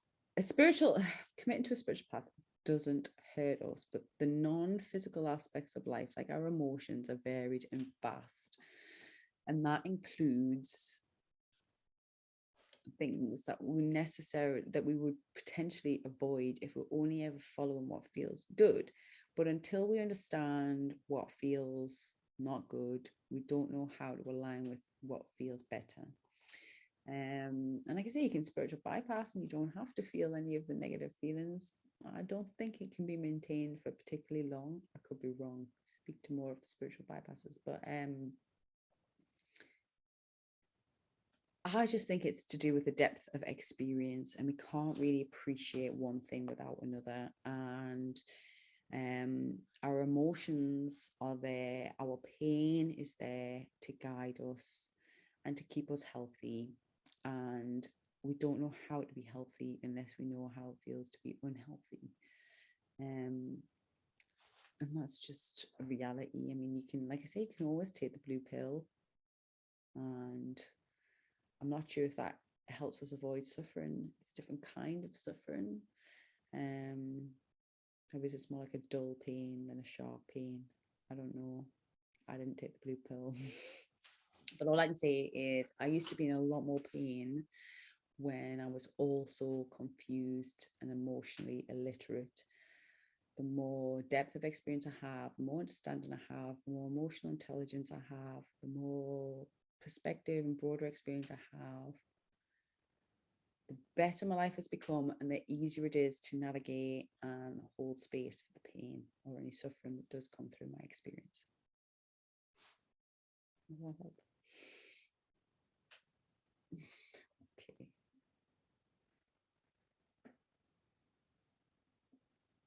Do I believe in God? Yes.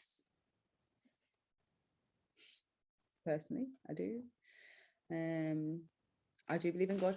What I personally believe, and like I say, everyone's belief is different and stuff, but I believe God links to the sun. I think a lot of things that we have physically are like metaphors, or a lot of things that we talk about metaphors.